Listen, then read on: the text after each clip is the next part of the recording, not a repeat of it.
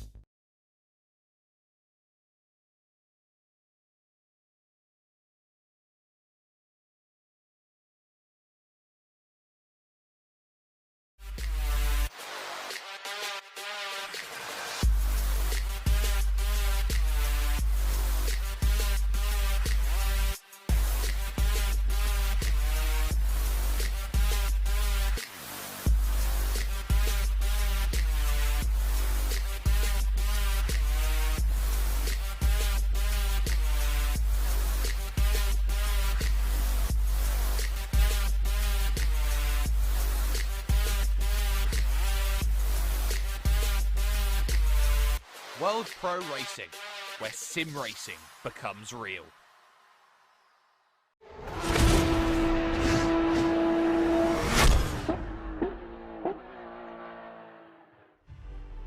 Well, good morning, good afternoon, good evening, and wherever you're watching in the world, welcome along to World Pro Racing. Yes, it's Mega Sprint Tuesday. We're taking you to Silverstone here at World Pro Racing to take you through some quick and exciting action for your night's entertainment. Of course, wherever you are watching, of course, welcome along to the stream. Myself, Kieran McGinley, and Nico Hillerbrand will be along to take you through tonight's proceedings. A big thank you to our sponsors in Gaming Malta, AMD, HyperX, GT Omega, and Thrustmaster. And wherever you are watching, whether it be on YouTube, on Twitch, maybe you're watching on ESTV, Motorsport TV, TVM Sport, it's great to have you along, and we hope you enjoy tonight's action. And of course, Nico Hillerbrand alongside me tonight to bring you the action. Nico, it's great to have you back. Long time no see.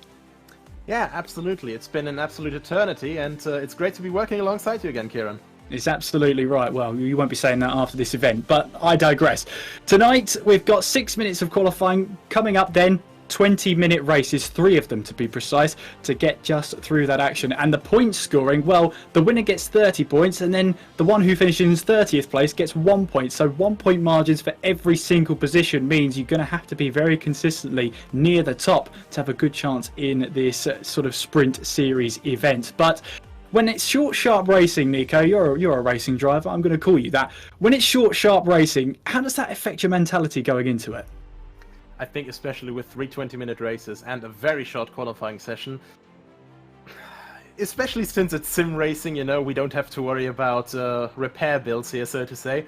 I think it's going to be a lot of very hard racing. I think it's going to be late moves. It's going to be a lot of mental games, and people will be pushing on the absolute limit, and I'm absolutely looking forward to that. And 6 minutes of qualifying, that's probably going to mean that every single driver will be out there desperately trying to find some sort of space out on track. I'm hardly thinking anybody's not going to be out of the pit lane straight away, especially with that 6 minutes to try and find yourself a gap at this Silverstone circuit with at least 20-25 cars out there. Yeah, if you get it perfectly right, maybe you get even 3 runs, but that is all dependent on if you're fast enough, if you get clean air, and of course, if you can get that error-free. Yeah, error-free as well. And when we come to Silverstone, it's called the home of Formula One, the birthplace of Formula One, and it's got a lot of history down the years. As recently as 2010, the work started on this new paddock building that we've got now, the newly named Hamilton Straight. So it's a bit of a different layout. We go right at Abbey instead of left, and Abbey's now the first corner rather than halfway round the track. I mean, you've probably driven on the pre-2009, pre-2008 circuit before, Nico. How do you really find the differences between these two tracks? It's quite difficult to say because obviously with Bridge, it's an older layout, of course, and who doesn't love Bridge? You know, who's ever driven it in any sort of game? It's a very fast, you know, downhill and then back uphill. Right-hander and then the left-hander. It's very iconic, but at the same time, I think with the addition of the long, I think Wellington Straight it is, that you have a DRS zone in, it's another great overtaking opportunity. Definitely, and it gives us that run in towards Brooklands and then towards Luffield in a slightly different way, but it's established itself over the last 10 years as a permanent fixture to Silverstone, and there's been a couple of doubts about the track's future. Fully secured though for the next few years at the very least. It's great to see it all the way there in Northamptonshire, or depending on which side of the border you're on. It goes through 2 districts there up in the north, so it's quite interesting to see that one play out. However, focusing on the racing, 18 turns takes us around about 5.4 kilometres. It's a long circuit. Tyre wear is going to be critical here, but I suppose in a sprint race that's not going to matter too much. Yeah, it depends. If you completely overdrive your car, tire tearing of course will come into effect, and even when it's not that much to begin with, graining also, you definitely feel the difference. It's a very advanced tire model in ACC, and people have to be careful that they don't overdrive their cars too early. Yeah, that's going to be an important one as well. Tyre temperatures, as you were saying, relates to that graining, so we'll have to see how the drivers face with that in those stages of the race.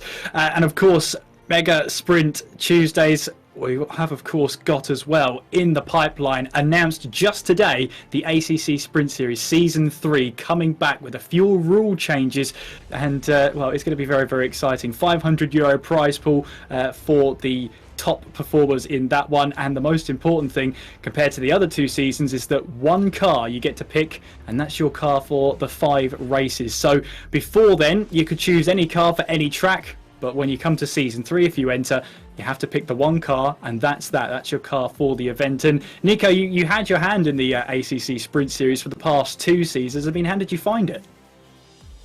Well, it's very competitive, of course. You know, you're constantly fighting for every tenth of a second that you can find. In the first season, sadly, due to technological issues, thanks to a certain operating system on PC, I couldn't really take part. But the second season, it's been definitely quite a blast. And so for the 3rd season, to see everyone limited to one car, having to make compromises, having to you know, adjust the car to the track and not, you know, the car preference to the track, it's going to be quite interesting, I think.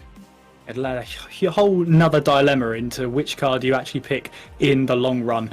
Well, we've got an opportunity now to head to the track to see the drivers out there. So let's take you to that Silverstone circuit and get started here with Mega Sprint Tuesdays. And we first come off with David Ohack then in the DJ Racing number 13 Ferrari as he now makes his way now through the final couple of corners. And Nico coming through Club Corner and the newly named Hamilton Straight. Let's see what he can do on this lap as he makes his way towards the line then in this free practice session. Of course, you can tell it's a free practice session because it's nowhere near as hectic as the qualifying session we are predicting will be.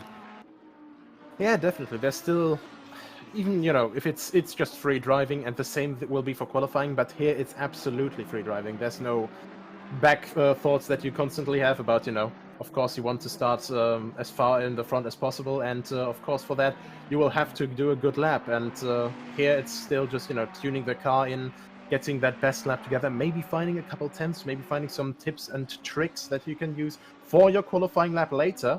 But yeah, of course, people are still a lot more relaxed here, but look at how filled up the track is.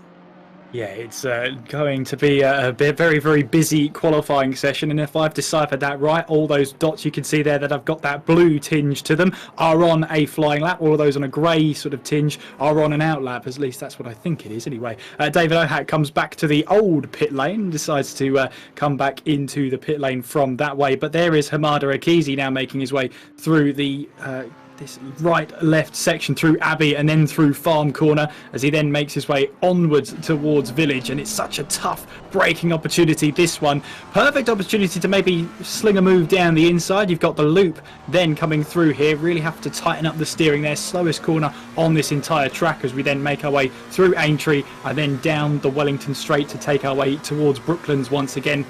Riding on board with Hamada Akizi, currently 57.054 is his fastest, but he's back down to this one.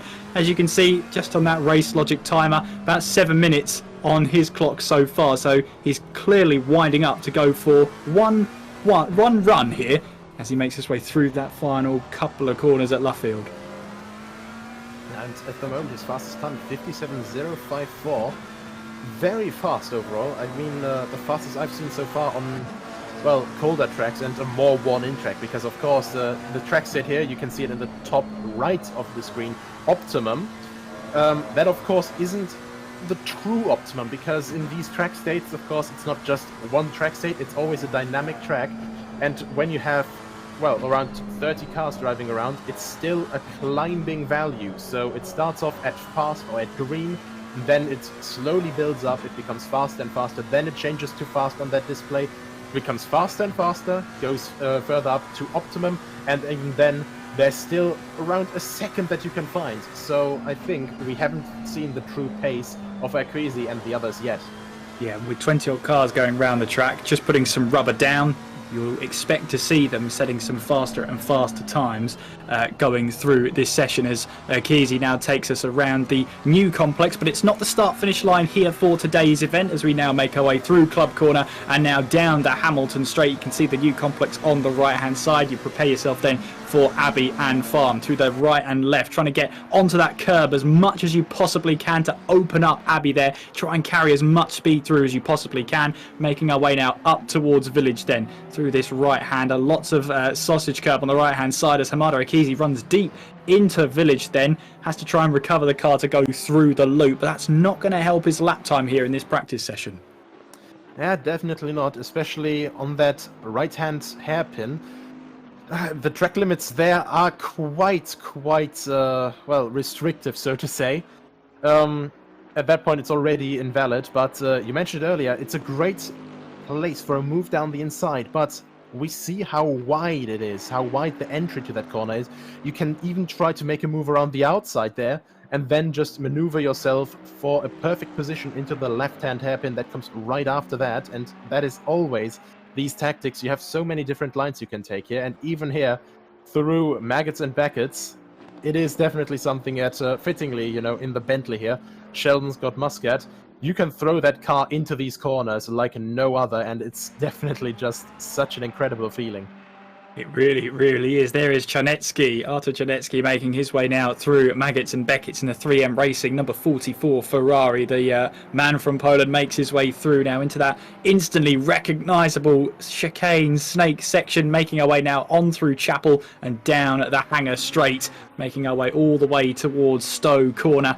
And you can see that he's just trying to find some clear air, moving to the left-hand side of the track as far as he possibly can, again to try and carry that speed going through Stowe Corner. Doesn't look like he's on a flying lap at the moment, just looking to try and get some clear air out on track. And yeah, that's going to be a common theme for this upcoming qualifying session. We haven't even got every single car out there at the moment. There is Clayton Banney then in the Odyssey Racing 87 McLaren, making his way now through in towards Luffield, and then back onto the power through the final corner at Woodcote to get himself towards the start finish line. Currently on that 57.8 so far. Can he get even higher up the order in this practice session? 57.4 was his last lap time, but it was not a valid lap time, so it will not count. Yeah, very difficult, of course, because we have these tarmac runoffs here. We have, well, as we saw earlier, you know, he was running on the inside curb there, and you really just have to know the perfect tolerance for that, you know? You just have to find that limit, how far you can go, and there we can see it from Jan-Niklas Erbrich in the Lamborghini with a 299, making up now to a nice 9th place, 58.254. I think one of the things as well that we have to consider right now, 58.254, that is basically, especially for sprint races, that's a race lap time. But when you go down with the fuel, you can do these 57s, even 56s when the track grip is alright. So we also have to consider who's currently on race practice maybe, and maybe who is just trying to find the perfect laps, or well, the perfect line, the perfect little advantage for qualifying already.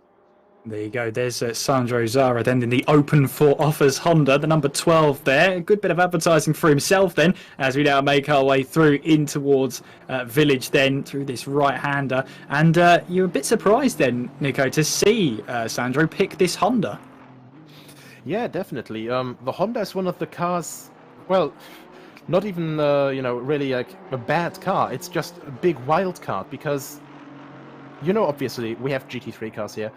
BOP is very, very relative to the different tracks.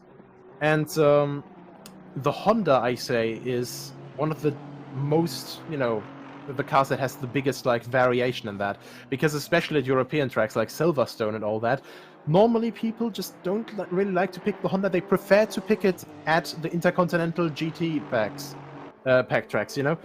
Because the Honda there at Bathurst, a lot of people say it's the fastest car around there. Then, of course, Suzuka. It's a very, very nice car. It's very settled there. A lot of high speed.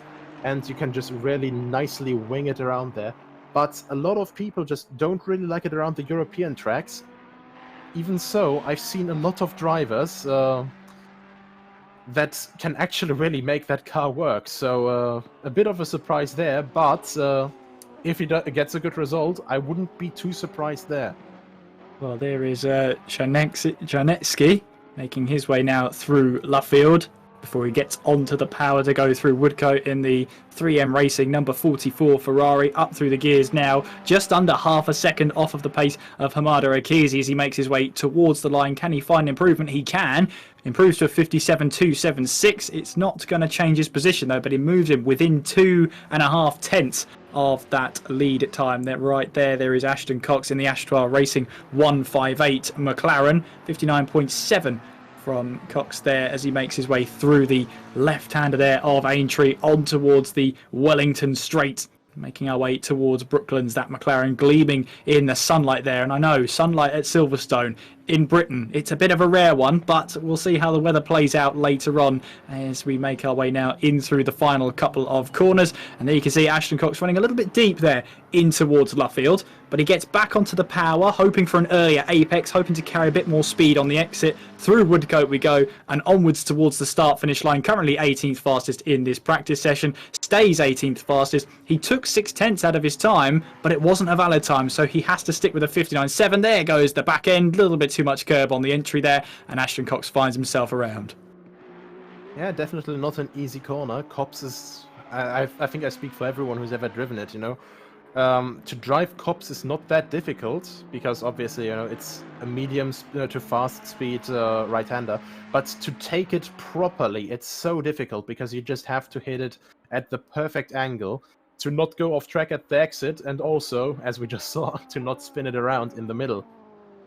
Yeah, there is Planas then in the Toro Terrano Racing Ferrari, the number 81 car, making the way through in towards Luffield, getting back onto the power to try and build that speed, going through Woodcote and onwards towards that start-finish line. Currently 12th fastest, 1.4 seconds off the leader right now, stays 1.4 seconds off the leader, finishes up in 12th place. There's Clyde Bunny then in the Odyssey Racing number 87 car, making their way now through in towards the left and right-hander, going through Club Corner on towards the Hamilton Straight. Of course, this is round about halfway round the circuit. Through now onto the Hamilton Straight in the Odyssey Racing machine, as we've then got to line up the car for Abbey and Farm. And this is where you really want to try and run as low fuel as possible, try and get that last lap time in. And interesting about these practice session, Nico, obviously you alluded to, you're not quite sure whether drivers are making sure that their race pace is okay, or maybe one last qualifying lap, but it's one of those sessions where you don't want to give away too much. You want to hold as many cards as close to your chest as possible. Yeah, that is for sure, and especially with these 20-minute races, you know. You don't have that much fuel, but of course, well, what is it? I think around 30, 50 liters is, well, 50 liters, I think 45 liters, depending on the car. Because, of course, you know, with a turbo engine or with naturally aspirated engine, it's also a different there, and also difficult to judge how much you actually need. And even then, you know, these 30 to 40 liters that are the difference there, they still make a difference in lap time. And especially in car balance for mid-engine cars. Absolutely, and interesting practice session. We haven't got to qualify yet. That's coming up soon. It's going to be a hectic session for that as well. But some good times on the board then, really competitive. And if we're taking those into account for possible race pace, we're looking at a pretty tightly contested field here, which is great when we're coming into a Mega Sprint Tuesday. Yeah, that's for sure. Especially, you know, 3 20-minute races. And as I said, I think they're going to be diving at every opportunity that they can get to have an overtake. And as we all know, a certain Mr. Ayrton Senna said once, if you no longer go for a gap, you're no longer a racing driver. And I'm thinking that all of these guys are very certain to meet that description of a racing driver. Well, we weren't going to lie to you when we're going to say that that track is going to be absolutely packed out there. You can just see from the mini-map that there is so much action out there just in these first opening 60 seconds. There's only one car left in the pit lane. That's the 172 of Gautam Reddy. So he's just making his way now out of the pit lane. So all the drivers then out on track, and I'm not expecting anyone back into the pit lane anytime soon. David Ohak is the first driver out of the pit lane, keen and eager to go racing in the number 13 DJ racing car, making his way now through the left-hander of the loop. Before you build up the power, then build up the revs, going through Aintree, this flat-out left-hander. Onwards, then you go towards the Wellington Straight to prepare yourself for Brooklands, and it's a medium speed corner, and it's almost a corner you have to try and do your braking whilst you're in it as well. Yeah, and well, that is going to be one of the big fighting things as well, because different cars, of course, you know, if you have all these wonderful manufacturers we can see at the front here, Ferrari, Lamborghini, McLaren, Aston Martin, Bentley as well, and Porsche as well. I think it's going to be very interesting because these cars also have different strengths and weaknesses. And well, it even comes down to stuff like, you know, which car has the better ABS for, you know, braking into a corner, you know, for trail braking, getting the maximum performance out of that as David Ohak starts his first lap at the top of this huge field that we've just had here.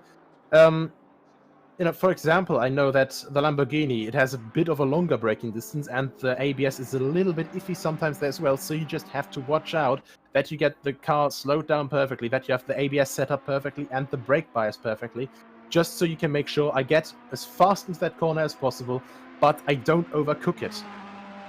I mean, I want to ask you this, Nico, as well. When you come into Silverstone, sprint races, 20 minutes, 3 races, which car are you picking out of the lot? I would probably have to say, since my last race here was in a Bentley, that was a 3-hour race hosted by Jenson Button himself, I had an absolute blast of a time with that. It was multi-class as well, and as I said earlier, Maggots and Beckett's, you can throw that Bentley in there like no other car, and that is just absolutely incredible. And especially, you know, you have to get into the British spirit, right-hand drive, the only car in the game. Absolutely. There's Hamada Akizi, who was, I believe, the fastest driver in the practice session. Will make his way now on towards Abbey and Farm. Just chucking the car in there, seeing how much the car can actually handle. And going through Farm and then onwards towards Village, slowing that car down. Heavy braking zone this before you then head towards the loop, the slowest corner on this entire track, down to first gear just to make sure that the car actually turns in. And back onto the power, back through the gears, onwards through Aintree, and then onwards towards the Wellington Straight. We should have David Ohak making his way through the final couple of corners, going through Luffield and then towards Woodcote. There he is, as he now builds onto the power, taking a curb on the left-hand side through the final corner at Woodcote, then to set the first lap time of this qualifying session. It's a 58 flat then from David Ohak, puts him at the top of the table, of course. Jan-Nicolas Erbrich then crosses the line, but didn't set a valid lap time, and now the lap time's going to come in faster than I can speak. Hamada Akizi making his way towards the line. Can he get himself up there? Yes, he can. 56.9 from Hamada Akizi puts almost half a second between himself and Charnetsky in second place. There is Stephen Johnson then in the RDS Motorsport Aston Martin making his way towards the line. Goes 10th fastest, 3.5 seconds slower than our provisional pole position time. But Hamada Akizi has laid down the marker very early on. Yeah, most definitely. We know that he is not messing around here. And especially McLaren, if you get along with the car, it's a car that not everyone gets along with. It is very, very strong over here at Silverstone, you know, the British advantage fully playing out, so to say. Absolutely. If your home manufacturer doesn't do well at one of your home tracks, it's just a bit of a punch in the gut then as Ashton Cox crosses the line, and 14th fastest, 2.1 seconds off that pole position time. A 59.1 from the Brit puts him onto the 7th row on the grid. Spence Robb then up there in 3rd place in the Bentley, as the car that Nico would have chosen here. I think that's the highest Bentley in the order so far. Sheldon Muscat also in a Bentley in 8th place, 1.5 seconds off our provisional pole position time. Still waiting for a couple of drivers to set a lap time out there. We have got a couple of drivers in the pit, Malsharek being one of them, and Slovenach as well in the Porsche in the pit lane. Stephen Johnson's come back to the pits. There's Jan-Nicolas Erbrich, who has set a lap time, but it was not a valid one. A 58.4 would have got him round about in that midfield as he makes his way in the Lamborghini through the final couple of corners. Onwards we go then towards Luffield. And it's a very, very long right-hander as we're approaching the end of qualifying already. Seconds to go. David Ohak then might have time, might have an opportunity for one more lap, and he will, you know, heading towards the line. Checkered flag is out. Jan-Nicolas Erbrich does get a lap time in. He will go 8th fastest in the DJ Racing 299 Lamborghini. That's his session over and done with. Charnetsky across the line then, the Polish driver, crossing the line, 57.2. Second place does go quicker than his previous best, but it's good enough for that front row of the grid. So we've got drivers now out there trying to set their fastest lap times. again, they didn't have very long at all to get a lap time together. Erbrick really only had that one opportunity, and that was the clean lap that he set. Here's Glyabani then in the Odyssey Racing number 87 McLaren making his way towards the line. Can he get an improvement on 15th place? He can. He goes on to the second row of the grid, 4th fastest, puts him then 6/10 off of that provisional pole position time. Ashton Cox then in the Astral Racing 158 McLaren building up the speed then out of Luffield and towards Woodcote, flat out through here towards the line. Can Ashton Cox improve on 8th row of the grid, trying to take the shortest line possible he can? He goes 10th fastest, 5th row of the grid then for Ashton Cox, and just like that, just as soon as qualifying had started, it's already over. Only a couple of lap times achieved by our drivers there. David Ohak did have a chance to set another lap time. He just beat that checkered flag, but I think he bailed out of that last lap that he attempted. But short, sharp qualifying leads to short, sharp races. We've got 3 of them, all 20 minutes. Yeah, and I think it'll be a very interesting mix here. And we saw that earlier, you know, the McLaren, it goes exceptionally well through corners, and that is actually one of the strengths and weaknesses I wanted to talk about. Because we have a McLaren on the front row, we have a Ferrari on the front row. Ferrari, especially the Evo variant, notoriously good straight line speed. And especially with the highest ECU map on that car, I think if Erquisi can't quite get a gap through turn 1 and through Maggots and Beckett's, he may be in a bit of trouble from David Ohak.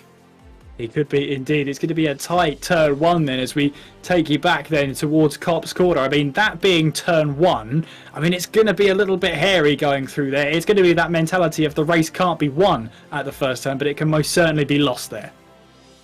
Yeah, definitely, and that is just the big problem. You know, you have to find the perfect balance, especially with only a 20-minute race. You constantly just have to watch yourself, you know, what kind of move can I do in this time, and what kind of move should I defend against? Is it maybe better, you know, if this guy behind me is looking a bit too sketchy, you know, do I want to defend, or do I just want to stand by and see him, you know, well, miss his braking point a little bit and open up the way for me for the next 4 cars ahead? Well, we'll have to see if that strategy is tried by any of the drivers out there. But Hamada Akizi on pole position. He looks in pretty good strength. He's got a couple of drivers alongside him. Chernetsky being in particular within around about 0.3 of a second of him. Should be a good battle between the two of them heading into these 3 races. Yeah, most definitely. And of course, those guys, you know, they're also just from the big leagues. They're from one of the, well, so to say, I mean, H3 Racing, of course, you know, Akizi.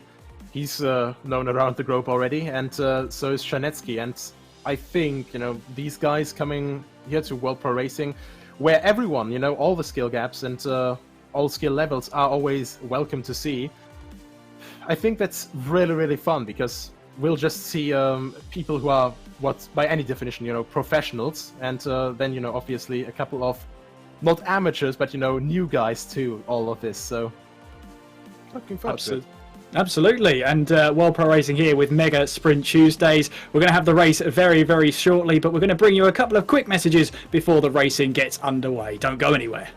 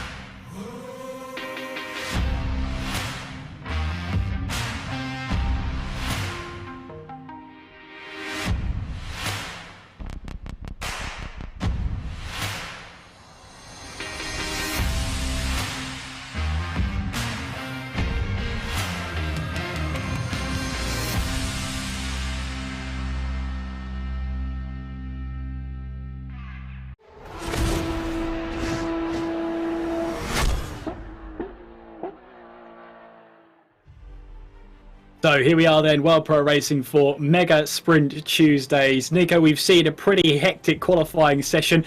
Might be a sign of things to come here for the racing action. 3 20-minute races, the points close as ever. who's going to come out on top? It's a difficult question because obviously, you know, the fastest guy will win, but it's not that simple in racing, especially in sprint racing, so hard to say. Yeah. Fastest guy wins. There you go. Nico there with the pure driver insight there. That's absolutely certain that the fastest driver will win. It's the mentality going into Copse Corner. I mean, you're a driver. You're on that. You're in that pack there, going in towards Copse Corner. What's your approach, Nico? How do you survive turn 1? Well, leaving space to the others, of course, you know, and if you're starting in the mid-pack, always be aware of your surroundings. It's better to leave a bit of a bigger gap than one that is, you know, quite rapidly too small, because after all, Copse, you know, it's a long corner. It's longer than you'd think, but shorter than you'd hope, so to say. Well, we get rolling here then. It's a very short run-up towards the start-finish line. Hamada Akizi on your right. Artur Janetsky on your left. As we now line up then to start the first race here of Mega Sprint Tuesdays. They head towards the line. The green flag will be waving any second now. As they keep on rolling towards the line, we wait for this race to start. Green flag has been waved and we are racing. Hamada Akizi goes straight onto the attack, taking that racing line and takes the lead then as we make our way through Copse Corner for the very first time. How about all behind them? Looks like everyone has made their way through cleanly there as we make our way towards Maggots and Beckett's for the very first time then. Trying to make our way through here. 2 wide, 3 wide. There's Sheldon Muscat then going side by side with one of the McLarens there. That is trying to go round the outside, but there is Hamada Akizi. He has had a lightning start already now on towards the hangar straight and taking the lead of this race. The number 44 car of Artur Janetsky in second place then as we now file our way down towards Stowe Corner, the fast right-hander here. Again, lots of fast flowing corners in this first sector before we then come to a heavy braking zone. That will be to Vale and towards the club corner section. There's Silver Pyramids then and Inco Racing number 23, Aston Martin. He's trying to put some pressure on some cars ahead. We've already had a car, had a little bit of a problem. Then Parna finds their way down towards 26th place, the Estonian. Then the number 8 car. Oh, we got a car slightly wayward going in towards the club corner section. It's a red Ferrari going a little bit too slowly there as Nerverth tries to make his way through in the Team Shark Aston Martin. We'll have to update you who that was, but Hamada Akizi leading this way. Janetsky in second place then it's Machia in third place, Banny in fourth, Spence Robb in fifth, Markech in sixth place, Erbrich in seventh, De Vella in eighth, Cox in ninth, and Muscat rounding off the top 10. What a start, and you can already see the top two. Janetsky not really willing to let the leader go just yet, but both of them have gotten quite a gap to P3, and now we see here Peter Dombred a little bit wide, and of course the inside line with distance and stuff being a bit shorter, so Neuwirth also profiting from that, moving up a space into 17th. Yeah, good move then from Wojciech Neuwirth. He moves now up into 17th place. There's Matthias Elbrecht then trying to find a move up the inside. The number 88 hounds the number treble 8 then. Oh, that is the number treble 8 of Peter Dombrek getting slightly onto the gravel, leaves the door open. Meanwhile, behind them, a Lamborghini and a Honda goes side by side then. That is Malsharek and Zara going side by side, going through Copse Corner. Zara's on the outside then. Will he have to try and yield this one? He tries to hang in there, but with a car off on the outside there. Just trying to see who that is. Is that the number 44 car? It is the number 44 car. So it is Janetsky who finds himself now the wrong way around at the exit of the flying turn 1 there. You see the white flags waving, indicating a slow car to the other drivers, but Janetsky is now back up to speed. This is a replay then, so we're seeing David Ohak then get a start then going in towards Copse Corner, having to go around the outside there. You can see how little bit nervous he was going through there the very first time, understandably so, with a load of cars around you, and then making our way now on towards the first left-right handers then of Maggots and Beckett's trying to find the car through. Oh, the back snapped on him there. He rode the curb then. The suspension was not having it, and the car just snapped at him, and another Lamborghini joining him in sympathy. Yeah, very difficult, of course, and especially on the first lap. You know, you don't want to give away too much road to the others right behind you, but that first curb, that first right-hand king into Maggots and Beckett's, it's just so dangerous if you get it wrong. But meanwhile here, still pushing on the limit, Matthias Elbrecht trying to get away from Dombred right behind him, and Malcharek, the Lamborghini there that we actually saw in the replay, also very desperate to make his way back up the order. Definitely, Mashreq has the pace to get up the order as well. It's just trying to find some moves past, and if you make a mistake like that in a sprint race, it's going to be notoriously difficult to make up that ground you have lost. But there is Elbrecht then in the number 88, Peter Dombre trying to go up the inside as we make our way through Brooklands, then towards Luffield, then the double 88 coming up against the treble 88. You have that phrase whichever way you want it. Kirsten Abaya, meanwhile, 13th place then in a GT Omega RPM esports car. The number 19 Ferrari making his way now on towards Copse Corner. He's got Planas for company then, as they now both head through that flying first corner. Clay Banney up into 3rd place and trying to put some pressure on the car ahead. Of course, that's Machia ahead as we make our way now down the hangar straight, trying to get a little bit of slipstream. He's got the Bentley right behind as well. Arto Chernetsky then, we're going to see what happened to the man who was in 2nd place, and this is going to be something to happen at Copse Corner. So what happens here? Taking some curb on the left hand side, a little bit of braking, and the back snaps on him. What happened there? Yeah, that is the thing with the Ferrari. Very, very good on straights, and it can also be very, very good on corners. And actually, we have that here, Hamada Akwizi. Before we went to the replay, I thought we saw a bit of, well, grass and dirt being thrown up, but that is, in fact, Akwizi having a bad exit out of Maggots and Beckett's. And, well, Mikel Mercia is going to be very thankful for that. Actually gets quite close, now looking for the outside into turn 3 of the GP layout, and now of course Barney looking to make it down the inside, now on the outside, and now that Bentley of Spence Robb on the next inside. What is happening here?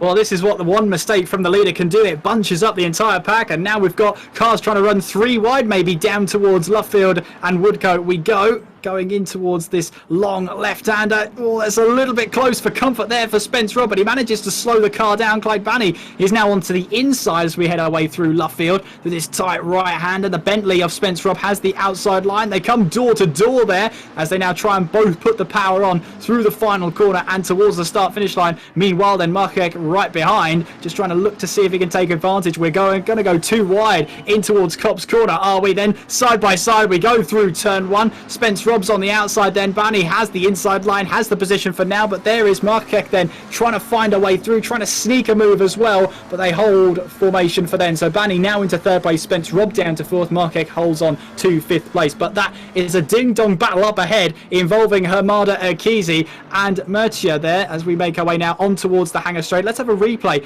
What are we seeing here? So this is Kirsten Abaya then, and number 19 GT Omega RPM esports car. This is making our way on towards the flying right-hander at Stowe. And they come together. That's Planas who collected there, going through the right-hander, and they both find themselves around. Doesn't look like there's too much damage to either car, in all honesty. They'll rejoin the track, but that might be a little bit of a trip to the steward's room. Markek then diving a move down the inside of the 404. So that is Erkizi. So Erkizi, Hamada Erkizi, who was leading this race, is now trying to battle away for 4th place round the outside. He'll have to go at Club Corner, off the track slightly, but he rejoins back into 4th place then. Markek then will have to try and find that move all over again. Erkizi will have to watch out though, because with going that wide, ACC is not very forgiving with that. 3 warnings and you will have a drive-through, and I don't think that he wants that in this moment. But, as you're saying, he was the leader earlier. Mercia just found a way through, actually side by side, as we were in that triple battle right behind them, through Maggots and Beckett's. So absolutely incredible stuff from everyone here. And now we have the triple battle for the lead, Mercia against Barney and Spence Robb. And actually, that's damage.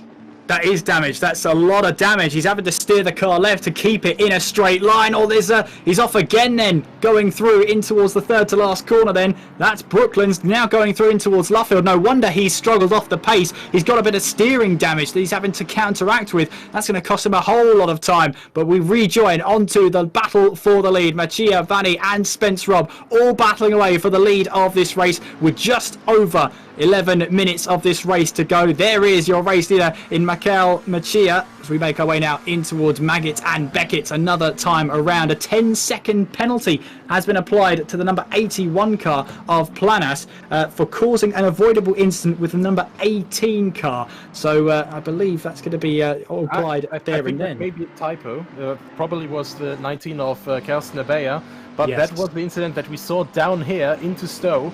And well, we got cut off by the racing, actually, I think, justified, because Planes just seemed to turn in a little bit too aggressively there with the car on his inside, and then this spin, which was, quite frankly, a bit unnecessary this early in the race. But back to the racing action, a little bit of interesting information here about Mikel Mejia. He started off as a GT Sport driver, so he's actually new to the PC sim racing world. Started off in GT Sport, actually in one of the first races that I commentated on, and in the first race that you and I commentated on together.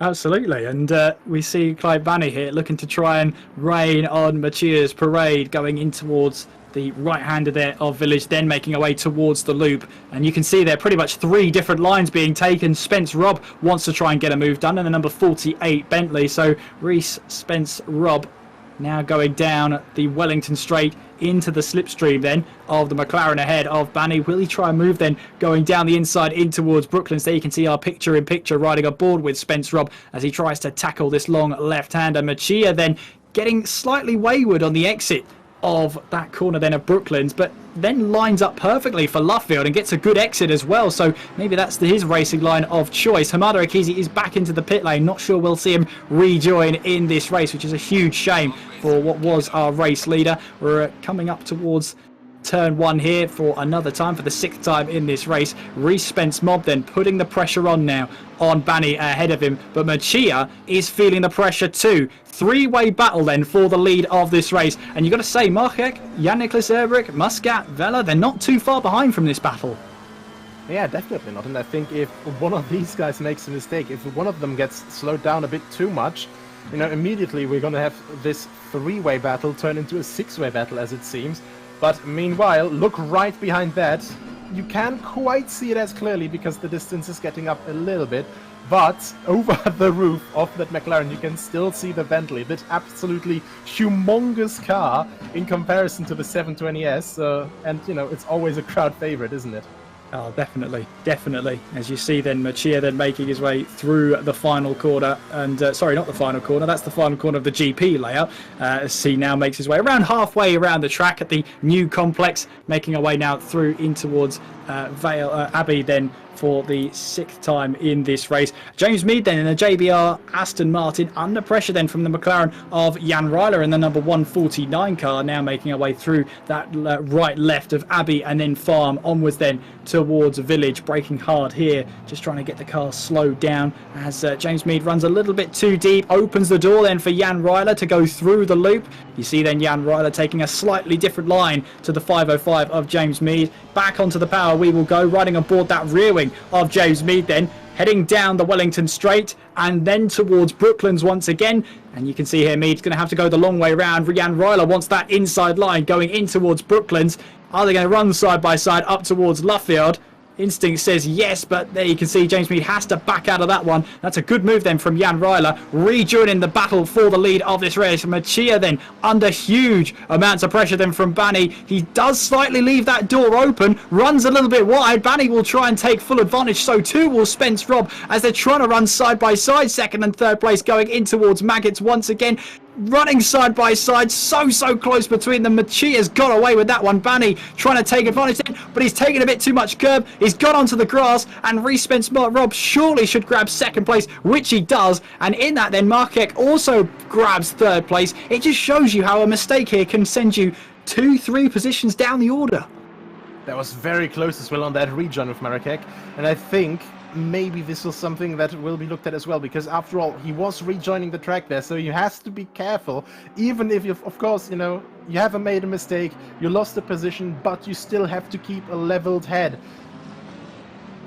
Yeah, Clyde Banney then, 4th place now, falling slightly down the order, but he's got Jan-Niklas Erbrich now for company in that 299 Lamborghini, breathing down his neck then as we approach then just under 7 minutes to go in this race. There is your race leader in Mikel Mejia, and Reese Spence Robb trying to close in and try and get that move done. Oh, he runs into the back of the McLaren then. Spence Robb trying to be aggressive with his braking then, braking a little bit later, but he's got to be aware of that car ahead of him as they now try and put on the power then through in towards Aintree and then down the Wellington straight. Spence Robb here will have a little bit of slipstream on Mejia ahead as we make our way now on towards Brooklands. There's Artur Shanetsky as he's now trying to find his way back through the order, up to 13th place now. So it's a good recovery drive at the very least. And of course, every single position, so long as you pretty much make the checkered flag, will score you points. Yeah, of course. And just finishing here, of course, is something that you want to do generally. And if not, you still have 2 races to try and do well in. But first of all, 6 minutes left. That is just over 3 laps if these guys just keep it together and keep doing these just barely under 2-minute laps. And now, though, I think Mr. Spence Robb, if he will have a say about this, of course he goes slower while going side by side, but that Bentley wants to go past, I think. It really, really does, as we now make our way on towards the hangar straight for the 8th time in this race. Spence Robb gets into that slipstream of Machia. Is it enough to see if he can try and move down the inside as we head towards Stowe Corner? Certainly thinks about it, but not quite close enough then. He's got to be careful about being indecisive, because he's got Marquek right behind as well, as we make our way now on through Vale and then towards the Club Corner section, then braking hard then into this crowd section on your left-hand side. Trying to make sure you gather that car up, 2nd gear, back through the gears then as we make our way through in towards that Club Corner section, now on towards the Hamilton Straight before we make our way towards Abbey and Farb once again. But the car ahead is the race leader, Machia in the McLaren, the number 97, leads this way. Spence Robb in 2nd place, Marquek in 3rd, Bani in 4th place, Erbrich in 5th with Vela in 6th, Muscat in 7th, Pirmitz in 8th, Jan Ryler in 9th, and Mead rounds off the top 10. And this is where Spence Robb has to be careful, because he wants to attack for the race lead, but he's got Marquek right behind, who's already proven that if you make a mistake, he will take advantage of it. Yeah, most definitely. And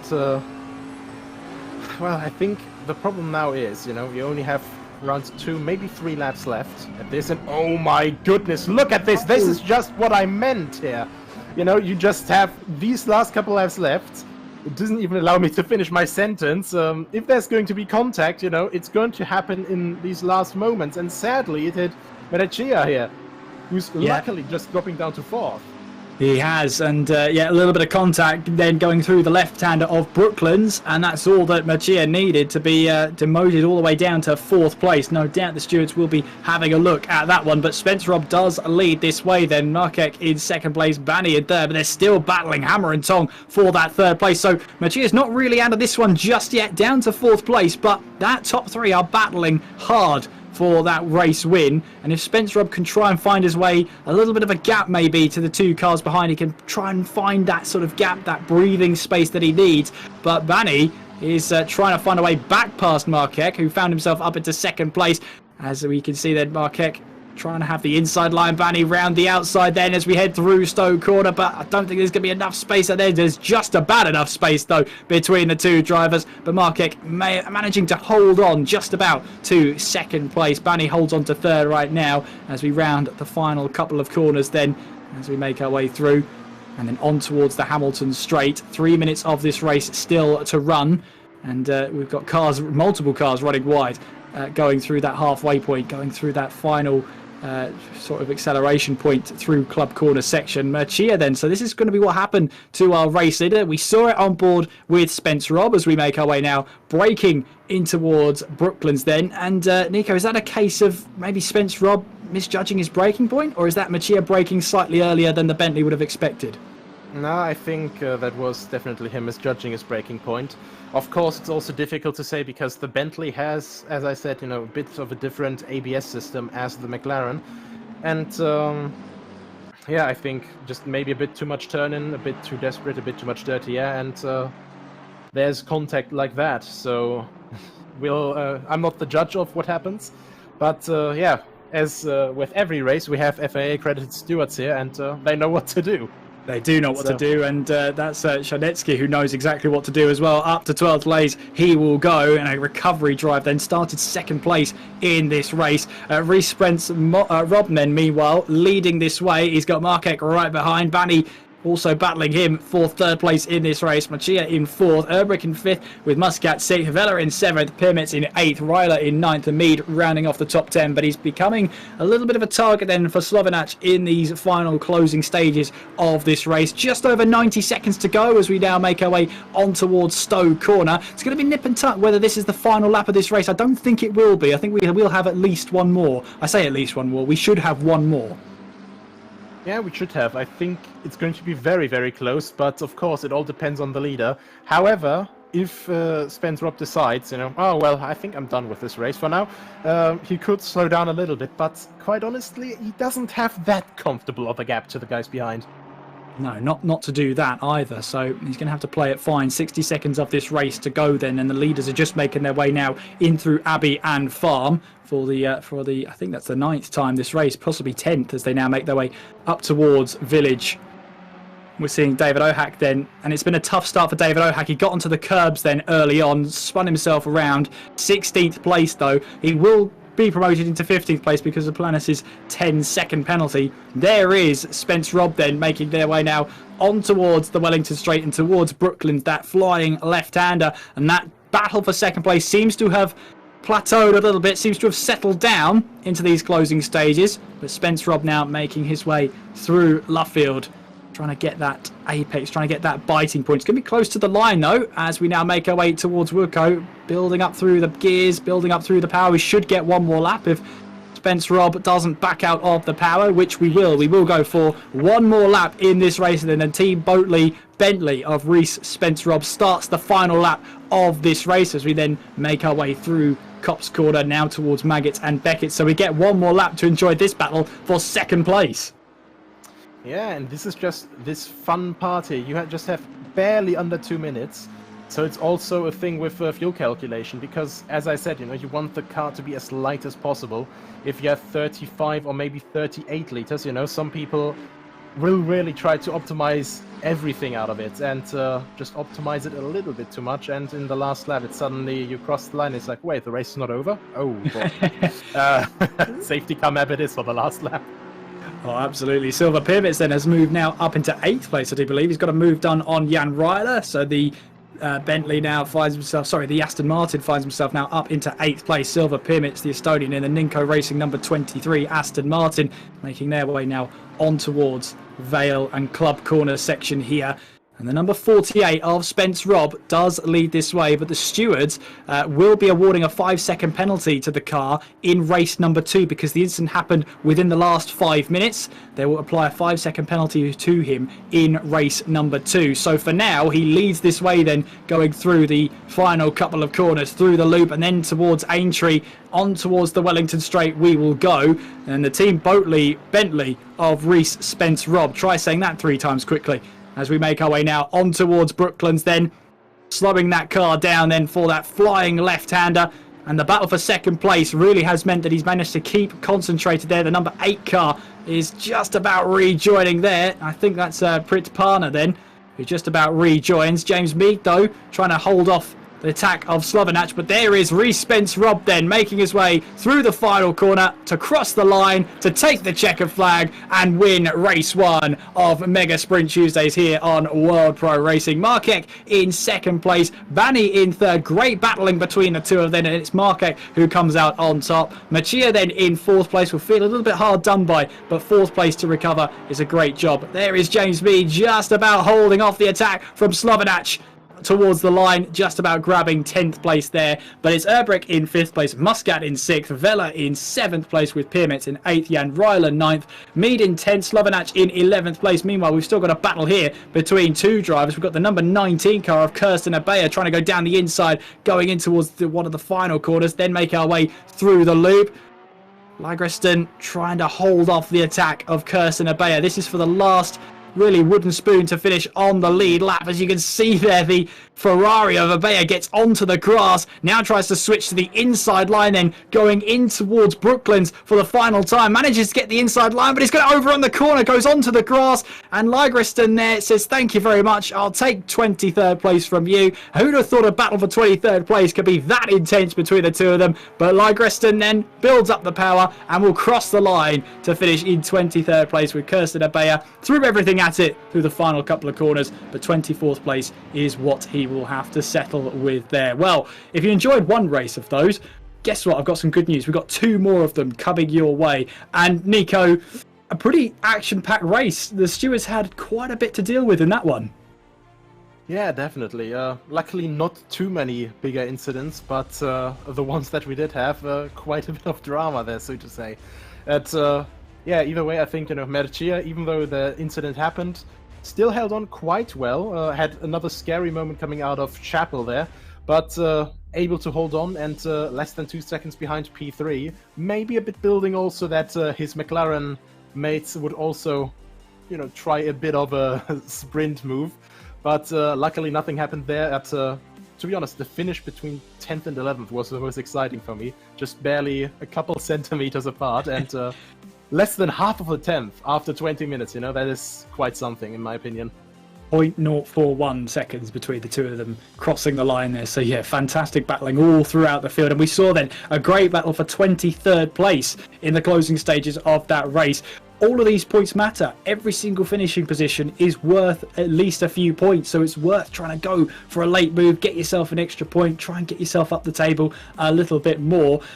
And when it comes to our front row of drivers, well, they didn't have the greatest day. Hamada Akiza retiring from the race with that steering damage. We didn't quite find out how he got that damage, but what we do know is it was serious enough to really dampen that performance he had, and he decided to call it a day in the end. Hopefully he'll be back for race 2, and hopefully he'll be able to take better use, at least for him, of that good qualifying position that he worked so hard to get.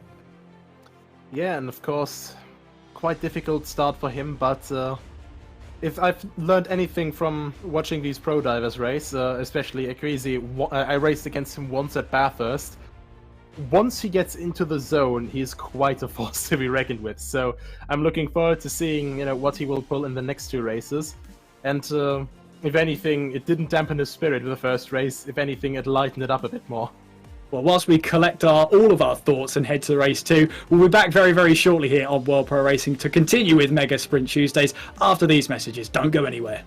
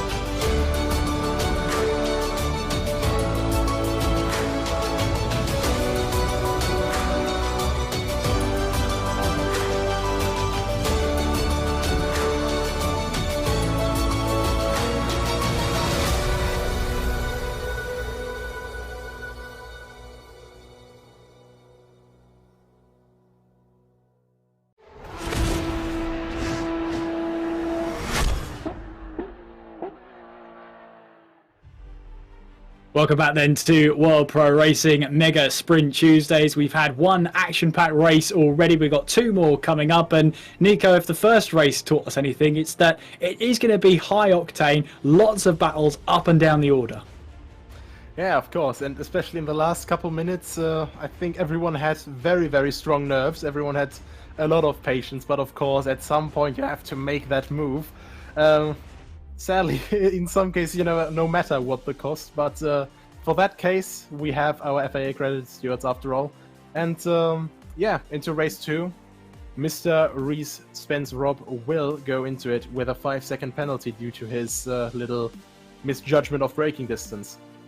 Yeah, the stewards found him at fault for that instance, so 5 seconds will be added on to the end of his race then. But we're about to go racing once again, and you'll notice one name is not on the order, so it is going to be Artur Czernetsky who gets things underway as we now roll our way towards the start-finish line to get race number 2 underway. The green flag will drop any moment now. You got Czernetsky on the left-hand side of your screen. Green flag is waved. We're racing once again here as we now make our way towards Copse Corner for the very first time. Czernetsky then should get a cleaner start this time around, that is for sure, as he takes the lead of this race. Macia's in second place, then Bani in third place. There you can see Spence Robb in fourth, but 5 seconds will be added to the end of his race, coming all the way through now in towards Maggott and Beckett once again. So Czernetsky here looking to try and take advantage of that missing Hamada Akizi.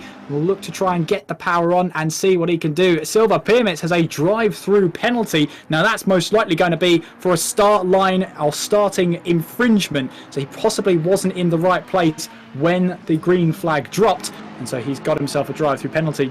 Christian Malsharek then going round in towards the right-hander, the flying right-hander of Stowe Corner. He's right behind Jan-Nicolas Erbrich then, but he's got Sheldon Muscat right behind as well.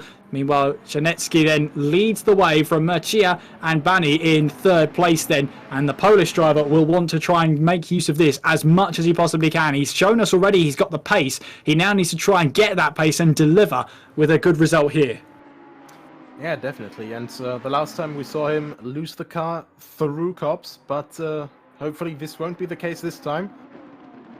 He seems to be a bit more comfortable around here, making a bit more defensive moves actually as well, in comparison to before, because now of course he only has to defend, not attack as well. And as we have that here 3 wide almost there with Dean Vella on the very outside, and I think that is Silver Pyramids actually in the middle of that. And despite having that drive through, he's still wanting to attack for these races.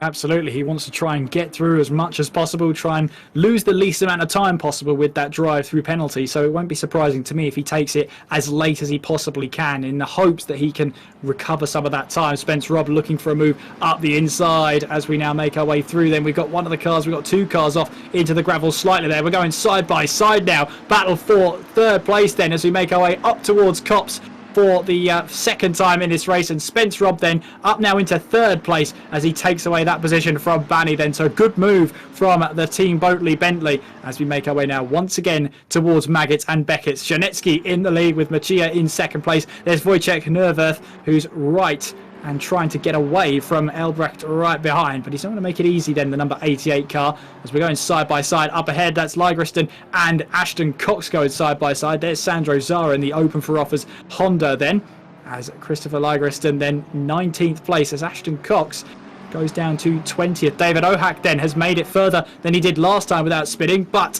he's rewarded by Markek trying to go up the inside at Stowe Corner, trying to take that position away from him, which he has, as he still runs side by side then on the approach to Vale, and then in towards this club corner section. David Ohak has just about held on to that one. Jan-Nicolas Erbrich then trying to find a move up the inside of Markek, but David Ohak holds on then to 5th place. Markek now under pressure from Jan-Nicolas Erbrich in that Lamborghini. Yeah, and people are definitely trying to make their best out of everything here. Of course, we saw this the field spread out a little bit, just bit by bit throughout the race. But look at this now. Silver Pyramids now in 10th place. Dean Vella right behind him, so he got through in the meantime. And also Sheldon Scott Muscat all over the back of the end of that Lamborghini from Malcharek, just up ahead. So Silver Pyramids then with that drive-through penalty. Meanwhile, then that's Sheldon Muscat going up the inside of Malcharek then, and he's got the move done, and he's got a good run actually to try and challenge the Lamborghini up ahead of him as we now make our way through. As we now try and slow the cars down then in towards the left-hander of Brooklands here, going in towards Luffield, as you see there, the Bentley behind of, the Aston Martin behind of Silver Pyramids, running a little bit deep, going out of Brooklands there, managing to recover it, but he will have to serve his drive-through penalty at some point in this race. If he hasn't served it already, he'll have to serve it on the next lap, otherwise he will be shown at that black flag. Spence Robb then on the attack to try and counter-attack his 5-second penalty. He's on the back of Machia then, heading our way through Maggots and Beckett's for the third time this race. Yeah, and Mercia is going to want to, well, stay away from Spence Robb as much as possible. Of course, he could just let him through, but still, I think, especially because of that collision in the last race, you know, it would be more rational to let him through and just let the penalty work its magic at the end. But we're all racing drivers here, so of course we want to fight. We do want to fight, and so does Reece Spence Robb, right on the back of Machia then, as we make our way through Vale and towards the club corner section. No move on then for Spence Robb, going in towards the first part of the club corner here, going through this double right-hander, then leading us on to the Hamilton straight before we go and turn right at Abbey, left at Farm. But Spence Robb just turning up the heat then. Machia's handling it well at the moment, but whilst these two battle, it's allowing Shonetsky to lead this way in the number 44 Ferrari. 2.2 seconds is the gap between himself and Machia, just trying to get himself into a rhythm then, if that's possible here in a sprint race. We've still got just under 15 minutes to go, and there is the Bentley there of Muscat trying to go up the inside of Jan-Nicolas Erbrich then. No way through for the Bentley this time around, going through the loop. We've got a spinner then, it's the treble 8 of Peter Dombre, who finds himself around, I believe that's the entrance in towards Farm Corner, so he'll have to try and rejoin. He has rejoined, but he's rejoined ahead of the number 88 car, so they can resume their battles then. Meanwhile, Dean Vella is trying to get a move done here, or at least trying to defend from Silver Pyramids. He's got the inside line and has that move done. Planas then trying to find a way through again, going through in towards Luffield. No way through there. But you can see then lots of drivers trying to take an opportunity. There is Silver Pyramids then coming into the pit lane, serve his drive-through penalty. So everyone behind him is going to pretty much be promoted at least one place. Yeah, that is definitely true. And just behind that, Planas just barely able to still pull out of that. And, well, keep another collision from happening. So looking now again at Jan-Nicolas Erbrich. Actually, no, we're going to go to a replay instead. Let's have a look here. That is Peter Dombre here with the 888, and I think I can already see what's gonna happen. Okay, I didn't see what was gonna happen, and just in a Bayer. Wow. What reactions? I mean, that was quick thinking there. He had to avoid that one, and quickly steering left onto a part of the track that's, you know, half tarmac, half grass is not easy to do. But yeah, fair play to him. He managed to avoid that with all of his might then. So yeah, it just seemed like the rear over-rotated as he went through that flying right-hander. Yeah, it's definitely not easy to get these, to get especially the Ferrari sorted for these kind of corners. Well, it's a bit sad, but it's something that I think every driver of a Ferrari has found himself into by now, because this car is a little bit, in German we call it zickig, so, you know, it's a little bit, you know, not so happy to comply all of the time unless the setup is 100% perfect. Well, not willing to comply here is Jan-Nicolas Erbrich, because he does not want to let through Sheldon Muscat, then taking a tighter line going through the loop, and it seems to have helped him keep a hold of that track position. He'll have to defend the inside line then as we head our way through Brooklands, but Sheldon Muscat here in that big Bentley, that intimidating Bentley, trying to find a way down the inside in towards Luffield we go, before we then get to Woodcote. Back onto the power for Jan-Nicolas Erbrich. He's managed to hold on to 7th place for another couple of corners, but there's nothing more intimidating than a Bentley in your rear view mirror. Ligreston then, as the number 172 of Reddy goes down the inside. Ligreston actually loses 2 positions there, because I think that was Nerverth then who made his way through, and I think the number 47 car is starting to struggle a little bit out there. He's now got a Lamborghini behind him. Sorry, not a Lamborghini. We've got a car right behind him. That's the Aston Martin then. I think that's of Johnson then, as we now make our way through, and it is of Johnson then right behind. So that's the battle for now for 20th place. Machia then is still under attack from Spence Robb then. He's managed to defend, he's managed to hold that position as long as possible right now as we make our way through Stowe Corner for the 5th time. As you can see then, the Boatley Bentley trying to find a way past, going in towards the club corner section now. David Ohak defending then from Markek, going in towards the left-hander, then the right-hander of club corner. You can see Markek got the inside line, then going through that last part on towards the Hamilton straight. They go side by side. David Ohak runs slightly wide onto the curb. They still run side by side, do they? Going up towards Abbey, but there you can see Markek has to back out of that one. David Ohak holds on to 5th place, but he really had to work hard for that one. Yeah, definitely, and I think Ohak just perfectly used the width of the track there. Well, actually going a little bit wide, so he can't do that far too often. Simply because, well, either the game deems it you didn't gain a lot of time, or you didn't gain enough time to be deemed, you know, as a track limit infraction, or you will get this incident. And once you have 3 of those, you'll get a drive-through penalty, and obviously that is not going to be very good for you whatsoever. And, oh my goodness me, that is... Oh, Sheldon Muscat. It's just about held onto that one, but the back end dropped on him. He was applying that pressure to Jan-Nicolas Erbrich, and he's fallen foul of himself there. So he's got to try and recover as much of that as possible. With only 10 minutes of this race to go, there is not a lot of time. Wojciech Nerver trying to find a way past Ready here as we make our way towards the right-hander of Brooklands then, who can take this line the better. Still, they're going to run side by side as we now make our way in towards Luffield then, this long right-hander. It's an age to get back onto that throttle again to try and pick up the apex. But Gotham Ready trying to get the power down. Wojciech Nerver trying to find a way round the outside, going through the final corner across the start-finish line we go.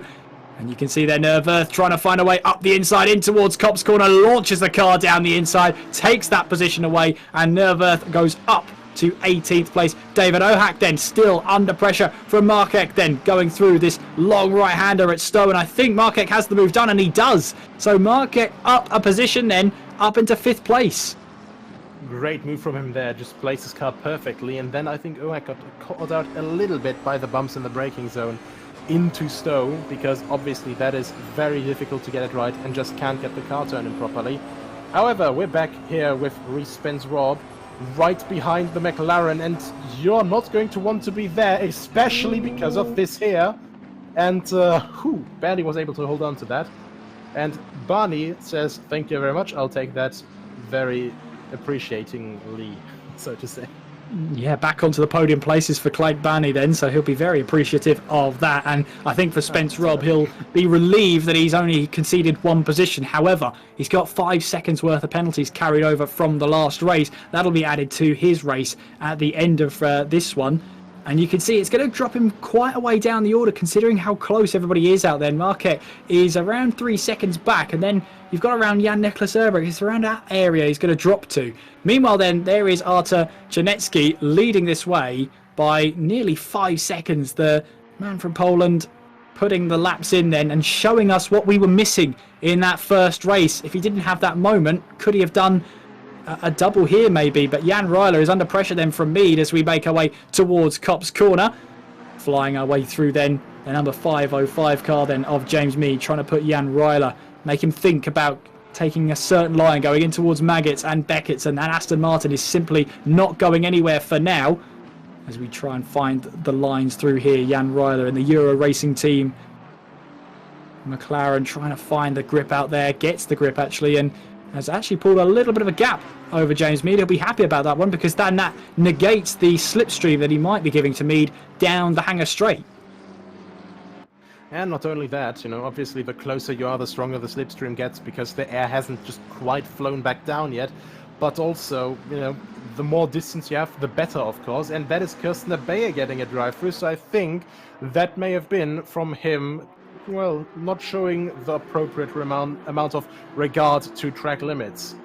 Yep, there's Stephen Johnson and Silver Pyramits going side by side as Silver Pyramits grabs that position away and moves up a position. But can he keep that car in check? A massive amount of understeer as he went through Stowe there, but he managed to keep a hold of it. In fact, it was a load of understeer, and all that momentum shifted to the rear very quickly there. Managed to keep a hold of it, and Silver Pyramits now goes up into 20th place. Yeah, a good recovery drive from him so far, especially after, you know, the very unfortunate misplacement under formation lap penalty that he got at the start. So from him, it's all about, you know, just making it all the way back up there. Now here, Jurika Slovinac trying to defend from Sheldon Scott Muscat. He, of course, on his own recovery drive, and now looking for the outside, maybe hoping that Jurica is going to make a little bit of a mistake there, but very wide there, and clearly struggling to find the grip with the Porsche in these corners here. And look at this now, the Bentley is in position. The big V8 is trying to roar, but here comes the big strength of the Porsche. That rear engine always gives very, very good traction. Absolutely. You can just see the size difference between the Porsche and the Bentley just from this angle alone. The Bentley looks terrifying as Slovanac runs slightly wide on the exit of Copse, and that's the invitation that Sheldon Muscat needed. He's not going to think twice about that one, and he takes away that position from Slovanac, then moves now up into what I think will be 14th place then for the GT Omega RPM Esports Bentley. As you said, on a recovery drive of his own, having had that spin at Beckett's, and trying to find his way back through the order. There is race 1, 4th place for Mikel Murcia. He's up into 2nd place this time around, as he's 5.6 seconds back from Shanetsky. And, you know, the Polish driver is showing everybody how it's done here with that nearly 6-second lead. We've got a battle here for 19th place. We've got Reddy and Piermitz then going down the hangar straight. And the Lamborghini having to defend the inside line. It's not the line where you really want to take, because it's going to be a lot of understeer going through here. You have to slow the car down quite a lot. Silver Piermitz goes round the outside. He goes a little bit off the track, then rejoins it, but will take the position as we now make our way towards this club corner section. And so that is Reddy down to 20th place at Silver Piermitz, up to 19th. He will have to watch out, though, because as we saw it already from Kersten Abeya, you can get these penalties even in a 20-minute race, even if it's only with, well, the current time left. I would argue it's probably 3 laps left after we completed this one.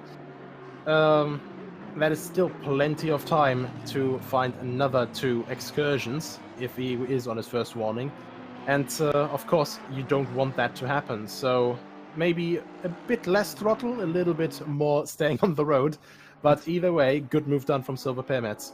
There you go. You see, there's great tips here from Nico Hillebrand, just to try and keep that car on the track. Kirsten Abeya with a drive-through penalty, so it's going to drop him all the way down the order. And we're just under 4 minutes to go. If you've enjoyed the action so far, there's plenty more to come on the radar. And for all that schedule and all the events coming up, you can visit worldproracing.com/events to know when the next races are coming, and maybe even try your hand at them. We've got weekly casual races, special events and championships on PC and PS4 throughout the year. Whether you're first trying it for the very first time or you're a seasoned pro, you can come along and have a try here at World Pro Racing, as Banny goes a little bit wide on the exit of Stowe Corner, and that is Spence Robb who says thank you very much. But there is another drive-through penalty awarded, this time to Clyde Banny, so his chances of a podium have all been sunk. Yeah, definitely very unfortunate for him, and that is just what I said. Yeah, sadly, I think, does he still qualify as commentator's curse? Well, I think it does. I think it does. Yeah, it will. And it's a drive-through penalty awarded at this late stage. It's probably going to be a time penalty added to the end of his race, if he can see it that way. Ligriston then under pressure from Peter Dombre in the number 888 car, going in towards Stowe Corner. And you can see there Ligriston having to take the wider line. You have to scrub off a little bit more speed to keep it within track limits. And there is Peter Dombre now up into 21st place in that Ferrari.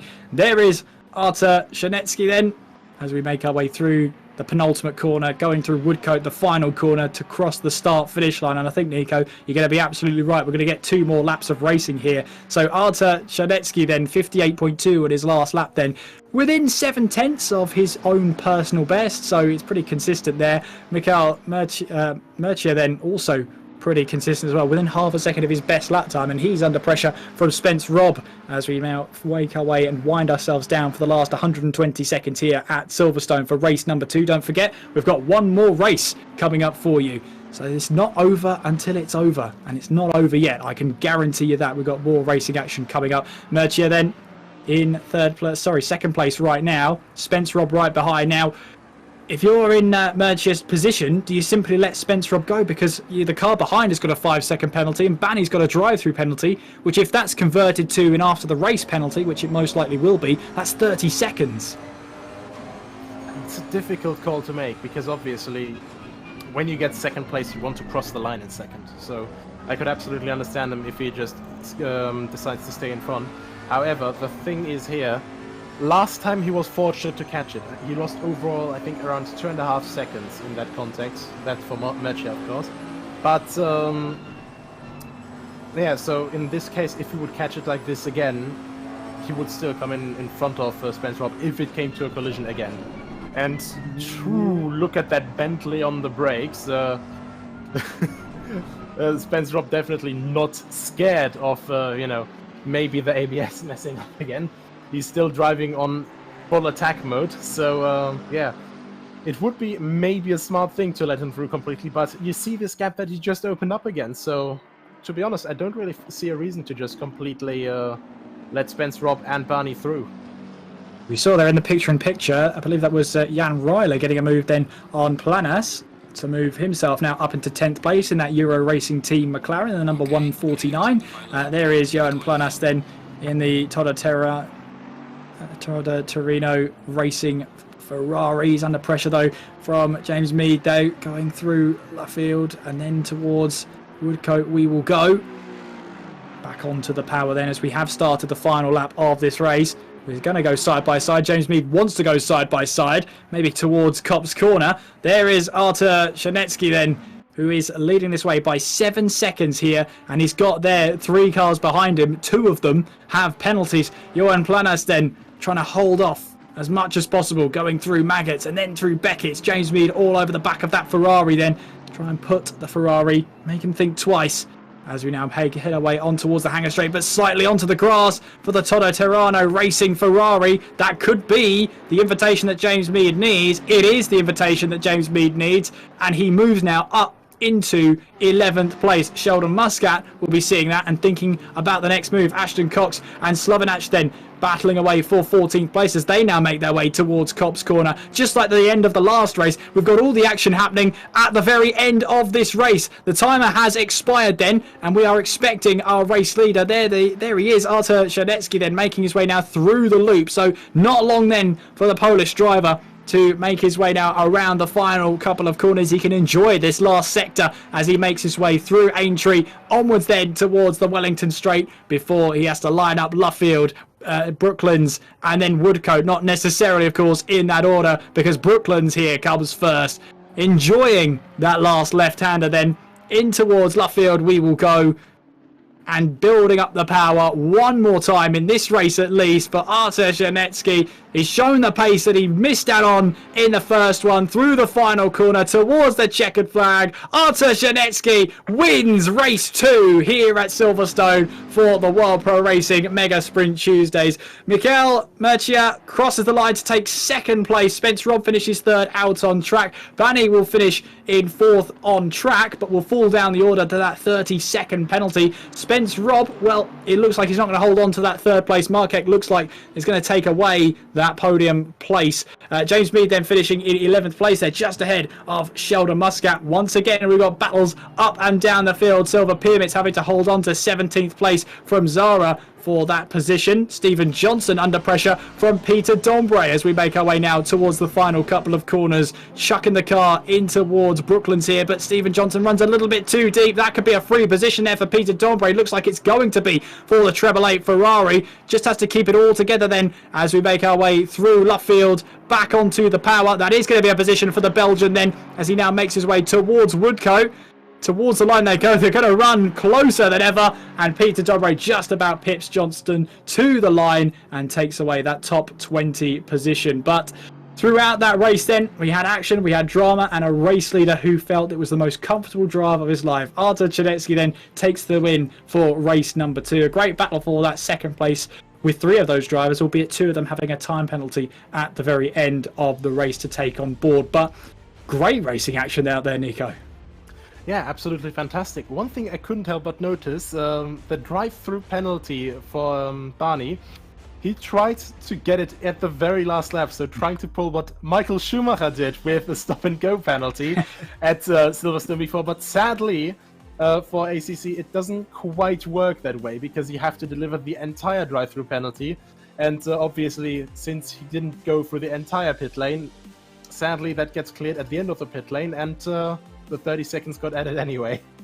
Yes, and of course that means that those rules were changed for that exact scenario, as you just mentioned there, Michael Schumacher taking that stop-and-go penalty, taking it on the very final lap, but they argued that because he was in the pit lane before the start-finish line, it was a confusing time to be a Formula 1 fan, that is for sure, but that's why the rules were changed. And we had a great race then. We're going to recover from that one, gather our thoughts and get ourselves ready for race number 3 here at World Pro Racing for our Mega Sprint Tuesdays at Silverstone. We'll be back after these messages and we'll see you for some more racing action after this.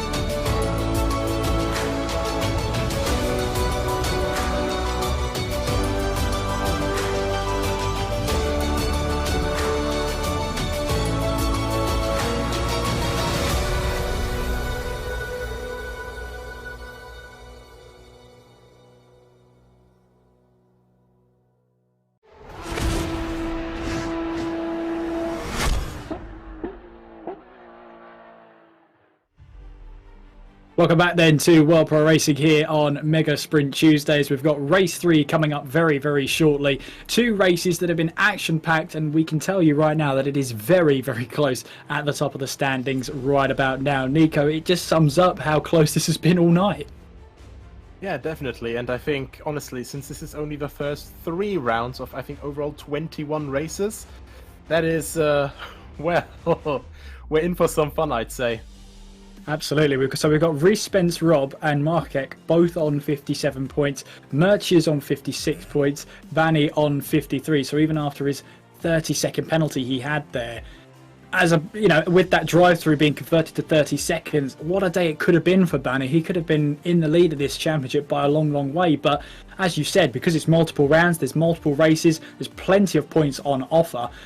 It sort of allows you to have at least one bad race. Yeah, for sure. And quite honestly, I can't wait to look back on this entire championship, or well, mini championship, so to say, at the end, just to see, people who got penalties, where they could have ended up instead, and maybe what positions they would have ended up, because I'm sure that we'll have a lot of positions by the end of this where it's like 1-2 points, and it's like, oh, well, if only that hadn't been for that 5-second penalty.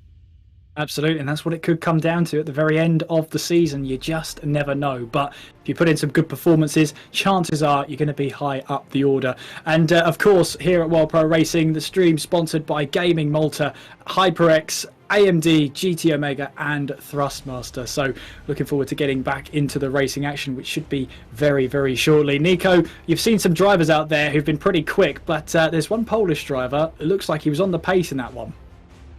Yeah, definitely. And Artur Jamecki, absolutely perfect consistency, perfect race. And we actually saw very nicely, he was by himself the entire race. So he just had a very nice drive, could consistently, well, go for his preferred lines. And we saw it actually at the time he crossed the line for the last lap. Was instead of like 5 seconds, it was 15 seconds. So that basically sums up how much time you can lose while racing each other. However, let's not think about that. Next race is coming up.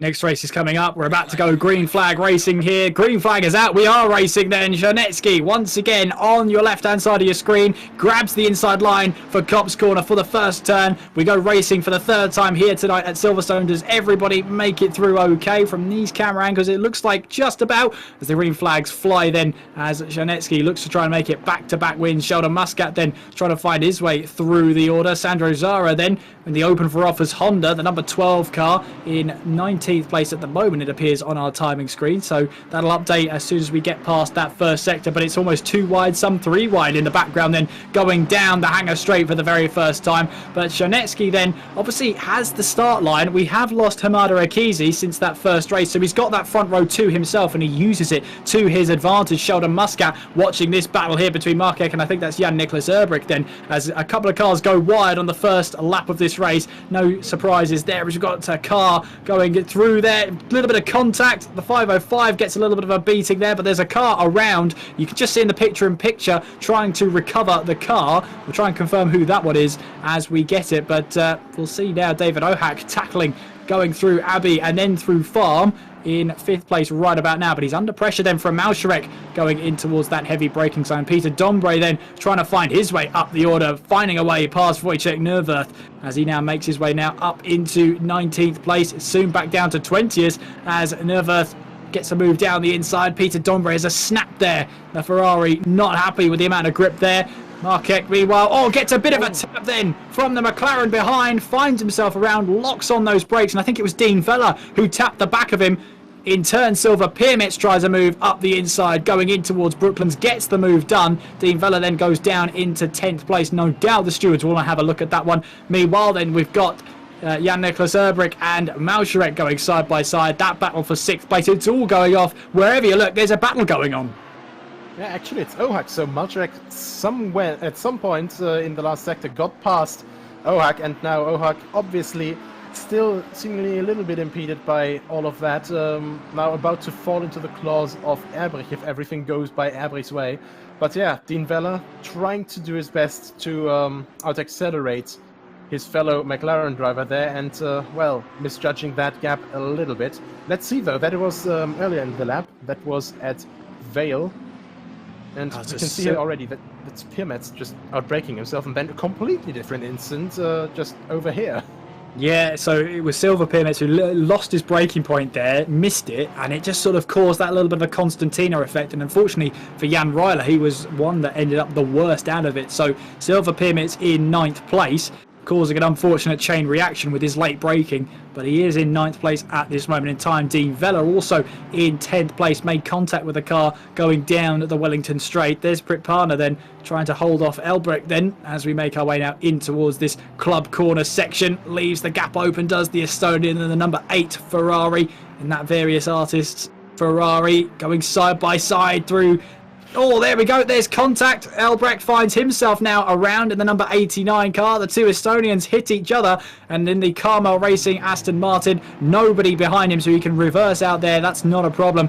Johan Planas then trying to find a move there in the Toto Terrano Racing Ferrari.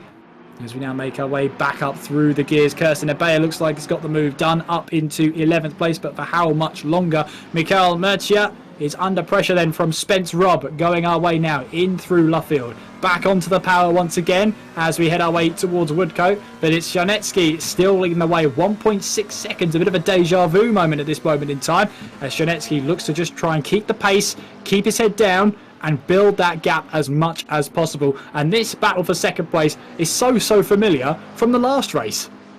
And the race before that, so... Absolutely.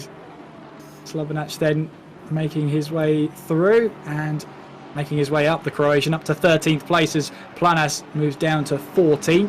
So the Croatian now sets his sights on Wojciech Neuwirth. Up ahead, Jan-Niklas Erbrich then has got Sheldon Muscat for company as we head now towards the long Hager Straight.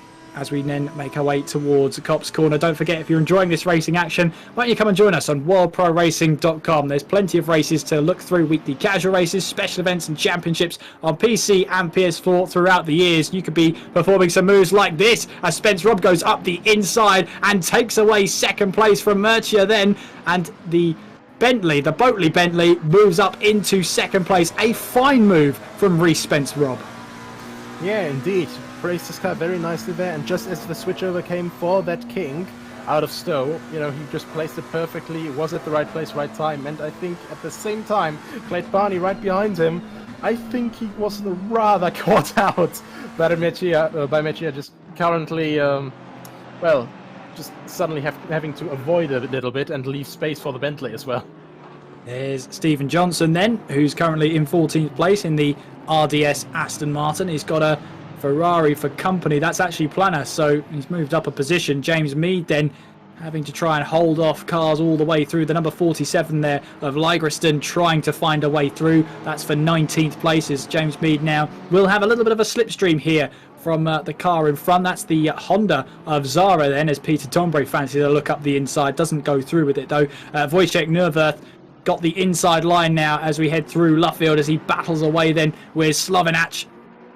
Back onto the power we will go then, and Jurica Slovinac just can't quite find that move just yet. Ashton Cox in the Ashtar racing car is under pressure then as we make our way through. I think that is Matas Markek as well, trying to find a way past the Ashtar racing car. As no, it's not, it's Jan Ryler, my apologies. So Ashton Cox has got the move done on Jan Ryler. We've got a car off in the background there. That was Ohak, I think, yes. It was David Ohak. You're absolutely right. So Ohak finds foul once again of the Maggots and Beckett's complex and falls down the order. It's nowhere near the amount of positions he lost in race 1, but it's still a dagger to his heart then in race 3. Yeah, well, I wouldn't call it a habit because, you know, it's obviously only 2 errors he has made, but, you know, it's a bit hard to drop, and it's just so easy in contrast to just lose the rhythm through Maggots and Beckett's just once, and it will definitely just lose you so much time as soon as you just make that one little mistake.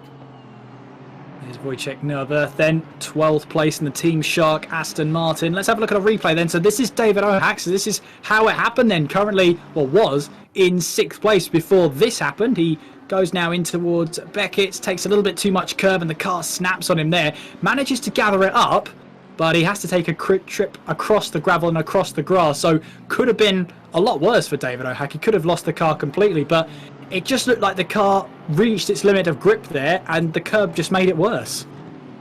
Yeah, actually, I think ironically enough, this was the same curb that he hit in race 1. So this time, obviously, you know, way better salvage of it, you know, only losing 2 places instead of what was around 20. And, you know, making it still to keep it stable and make it over the grass back to the track.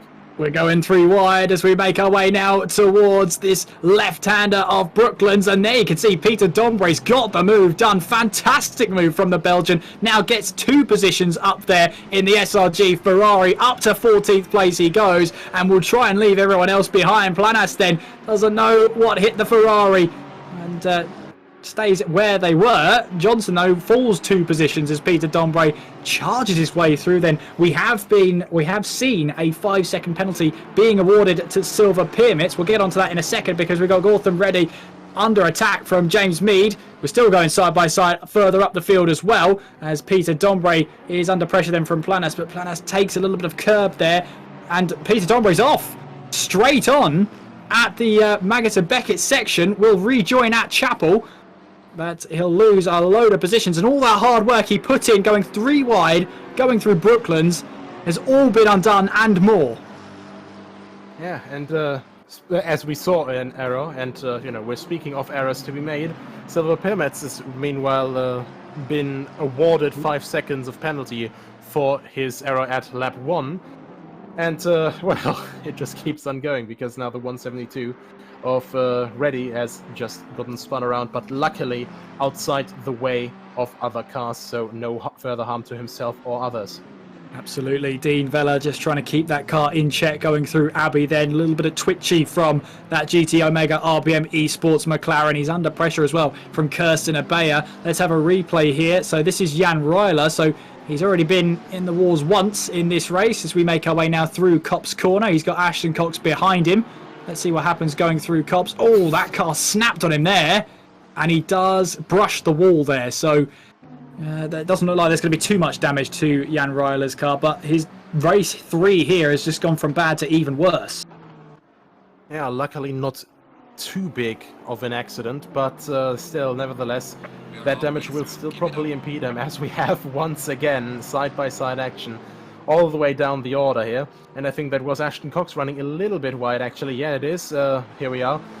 From actually a couple races ago, what seemed to be quite a crowd favorite, at least when it came to, you know, my commentary with him involved. But either way, making for solid consistency currently, and trying to obviously still hang on to Lagerston right up ahead, which he seems to have quite good chances of. Yep, Jan-Nicholas Erbrich is under pressure once again from Sheldon Muscat in that intimidating Bentley then. Going all the way through in towards Stowe. He's trying to go round the outside. Is Sheldon Muscat in the number 14 Bentley, and Nicholas Erbrich not going to let him rejoin that easily. They still run side by side then in towards the club corner section. Muscat here leaves the Lamborghini room on the inside. He'll have the outside line then, but Erbrich has the momentum to keep him ahead as we head on towards the Hamilton Straight. But these two are going to be battling hard for the next few minutes at the very least, and Jan-Nicholas Erbrich not willing to give that Bentley an inch there. Once again running our way in towards club corner. There's Dombrey up the inside. He's got the 505 of James Mead to his right, and still on the right then number 47 trying to find a way up the inside. Ligreston that was, who had to back out of that one. Peter Dombrey running wide going through there, and Ligreston having to break there, and he's collected by one of the McLarens there, gone all the way around. And I'll just try and see who that is. It's that purple one. I think it was Markek, yeah, there, going through. So whether, not sure what happened there. Didn't get the best camera angle for myself. A bit of a corner of the eye moment for me, but that looked like Elbrecht there. Sorry, Jan Ryler. Unfortunately finds himself once again. Peter Dombrey trying to find an inside move then, or to at least to defend the inside line. Going in towards Brooklands there, trying to hold off from the 85 of Johnson then. As you can see that Ashton Cox runs wide yet again. This time he just about keeps it in check. Meanwhile, Stephen Johnson goes for a bit of a rallycross ride across the grass. and manages to rejoin, but he's lost a lot of momentum. Meanwhile, then Markek has tried to keep his head down, moving now up into 16th place. I see a yellow flag at Maggots and Beckett, and I see the 44 very, very slow. And I think Czarnecki has just lost it. That is now Spence Robb up into first place then. Mathieu in second, and Barney right behind him in third place. Yeah, Artur Shanetsky then. We've also got the number 158. That's Ashton Cox, who's around on the exit of Cops there. So we'll have to wait and see what happens there. But Clyde Barney then battling away for second place with Murcia then up the inside. He's got then, but you can see Murcia's got the outside line onto the curb. A rough ride there as we make our way towards Abbey and Farm. Murcia then backs out of that one, lets Barney have the line. But you can see then overdriving the corner. This is where Murcia will try and have a move back then. Up we go towards the right-hander here as we now make our way through and then towards the loop. This long left-hander here, slowest part of the circuit, to try and find a good line through there. Jan-Nicholas Erbrich and Sheldon Muscat, with that mistake then from Shanetsky, move now up into 5th and 6th place respectively. So their battle continues on, and for a higher position at that. We have got 6.5 minutes left of this race to go. Clyde Barney there in second place, but it is Spence Robb, Spence Robb, leading this way in the Bentley. Is Barney in second place. There's Murcia in third place. Malsharek in fourth with Jan-Nicholas Erbrich in fifth. Muscat in sixth with Pirmitz in seventh place, although a 5-second penalty will be added to the end of their race. Vela in eighth, Ohak in ninth, and Shanetsky at least in 10th place. Let's see what he can do, the Polish driver. Is trying to make his way back up the order. Would love to see what happened to the Polish driver, if possible. But it looks like somewhere through Maggots and Beckett, he must have got it wrong. And actually, speaking of the Polish driver that got it wrong, Czarnecki right now in his Ferrari behind the other Ferrari that lost his time in Maggots and Beckett, and only 3/10 behind him at that. So if we could get a camera on that would be perfect as well, because they will be close, I imagine. They will be, as Jan-Nicholas Erbrich 5th place right now. Sheldon Muscat in 6th, once again making our way on towards Stowe Corner. This fast right-hander. You love to see a move around the outside here, but not this time from Sheldon Muscat. Actually has to back out, maybe lose a bit of momentum as well through Stowe Corner. And look at that, that gap has just slightly built in favour of Jan-Nicholas Erbrich. Then that's what he wants to be doing. Got a replay here, so this is what happened to our race leader, number 44, Artur Shanetsky. Making our way now through in towards this Maggots and Beckett's complex. Oh yeah, caught the sleeping policeman, went straight on. And as he rejoined, the back end just gave way. Yeah, it's just that little bump that you get when you drive over a green strip here. It does look completely flat, but obviously, you know, normal unbridled earth and grass, it's not quite as smooth as tarmac. And of course, the same curb again, so maybe this is just a cursed curb for Ferraris. Well, Dean Vella looking up the inside then of David Ohak. He's got that position. David Ohak will lose 2 positions in the space of pretty much 1 corner as Shanetsky gets a move done and up into 9th place. So what this means for Artur Shanetsky is he needs to just get up the field as high as possible now to get to the end of the race. Just to bring you up to speed with a couple of penalties. The number 8 car, that's of Preet Parna, will be getting a 5-second penalty for an avoidable incident with the number 89 car. That's what the stewards have reported back. So 5 seconds added to the number 8 car.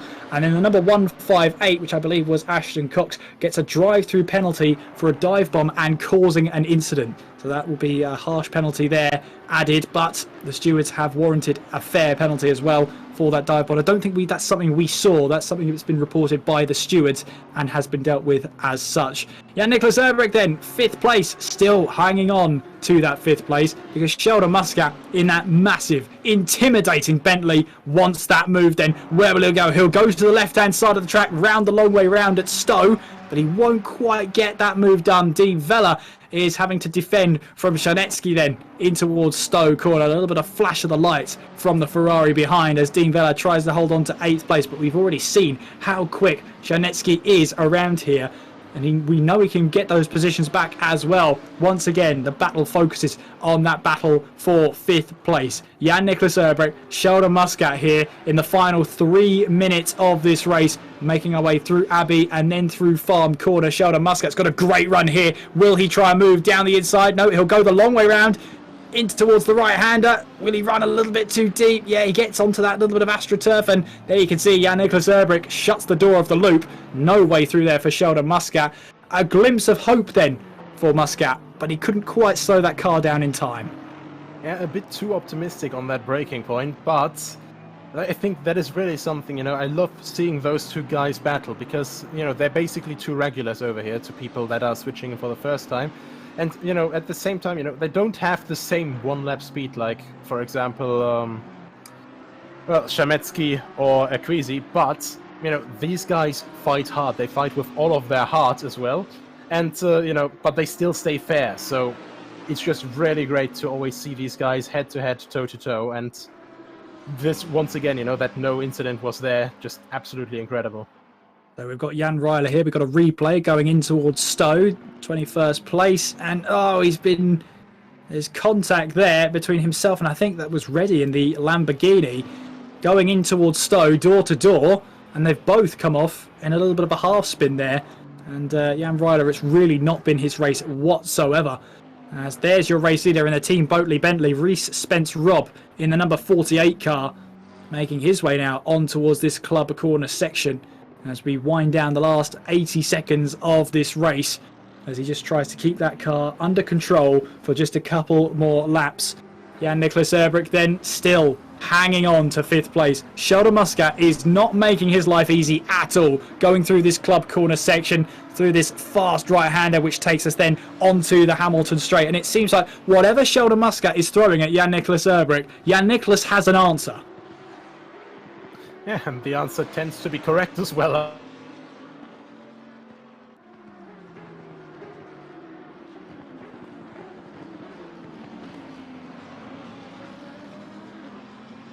Yeah, but he lost the car there. Just slightly uneasy was that Bentley. Couldn't quite keep it under control. And Erbrich, once again, takes full advantage of that and keeps a hold of that position. We've got the race leader then coming around the Luffield, I think that is, through that long right-hander, Reese Spence Robb.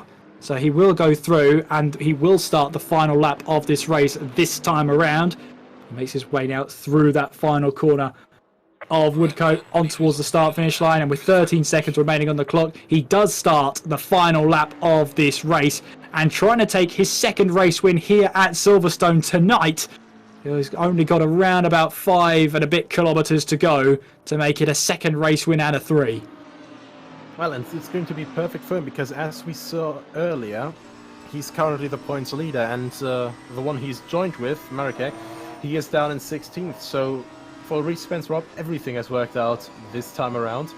And, you know, this time he's just trying to coast it back into the finish line and just enjoy life, so to say. Two guys who won't be doing that, will, for once, be Jan-Niklas Erbrich and Sheldon Scott Muscat, but also, as it seems, Mr. Slovinac here, who was having a rather, and is still having a rather tough time there with the Porsche, well, having a little bit too much rotation for his taste. Yeah, you've got now Jan-Niklas Erbrich once again having to defend from Muscat. Muscat wanted to go down the inside, then trying to find a way round the outside. And that Lamborghini is the widest Lamborghini I think Silverstone has ever seen. Jan-Niklas Erbrich is doing everything he can to keep Muscat behind him. And Muscat here must be getting that little bit frustrated that he can't find a way past. He's just got to try and keep his cool here and not overcook anything. As we see then Reese Spence Robb on through the final couple of corners. He now makes his way through Aintree and onwards towards the Wellington Straight. You can see the picture-in-picture. We've got battles going on further down the field. That's a battle for 14th place here. Kirsten Abeya having to hold on against James Mead and Markek then as they make their way through in towards Abbey and then through Farm as they try and find their way through then. Battles for points here. All these positions are point scoring positions. We now focus back on the race leader of Reese Spence Robb in the team Boatley Bentley. He wins the second race of his night here at Silverstone, and another 30 points will be heading back with him. A good drive from Spence Robb, a good move early on in the race meant he took the race lead and never looked back. Bunny in second place, Murcia in third, Malshrek in fourth, Erbrich holding on to the line by 0.3 of a second to get that 5th place. Meanwhile, it's all a bit hectic as we make our way towards the line, but it's Piermitz in 7th with a 5-second penalty. That's going to drop him way down the order. Shanetsky recovers to 8th place. Dean Vella in 9th. David Ohak in 10th place. Kirsten Abeya is just about going to hold off on 14th place. Kirsten Abeya takes advantage then as we make our way through. Sorry, James Mead took advantage then of Markek getting a bad exit out of Luffield. And Sandro Zaha in the open for offers Honda will finish in 17th place. Stephen Johnson having to hold off of Peter Dombre then as they head their way towards the line. Stephen Johnson finishes ahead of Peter Dombre then for 18th and 19th place respectively. But Reece Spence Robb wins his 2nd race here of the evening and of the event. A good drive from him, and he had that really good move on Murcia early on in the race. The mistake then from Shanetsky gifted him the race lead, and he never looked back. Yeah, absolutely fantastic drive. A very good time for the Boatley, despite it being absolutely dry here at Silverstone.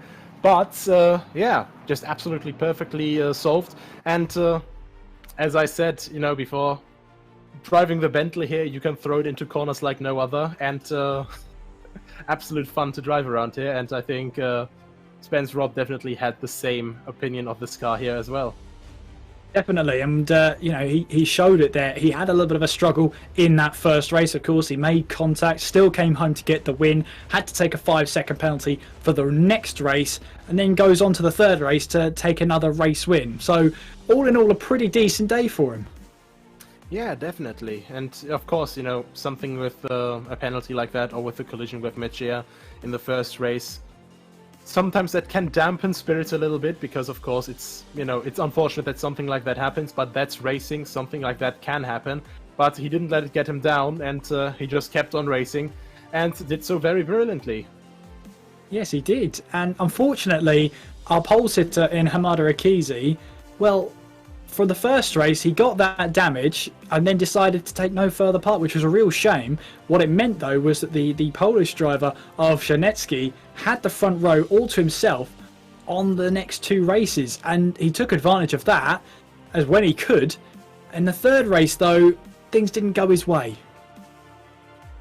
Yeah, and that is, I think that's one of the things about Silverstone. It's a track that is very well known, so it's not the most difficult track to drive as well, but it's a very difficult track to drive fast and hard and consistently at the same time. And I think especially that inside curb at turn 11, you try to take a lot of it. So you try to make this little section there as straight as possible to just try and stay flat out, because in quali trim I know that it is flat out in some cars, which is a scary thing to do.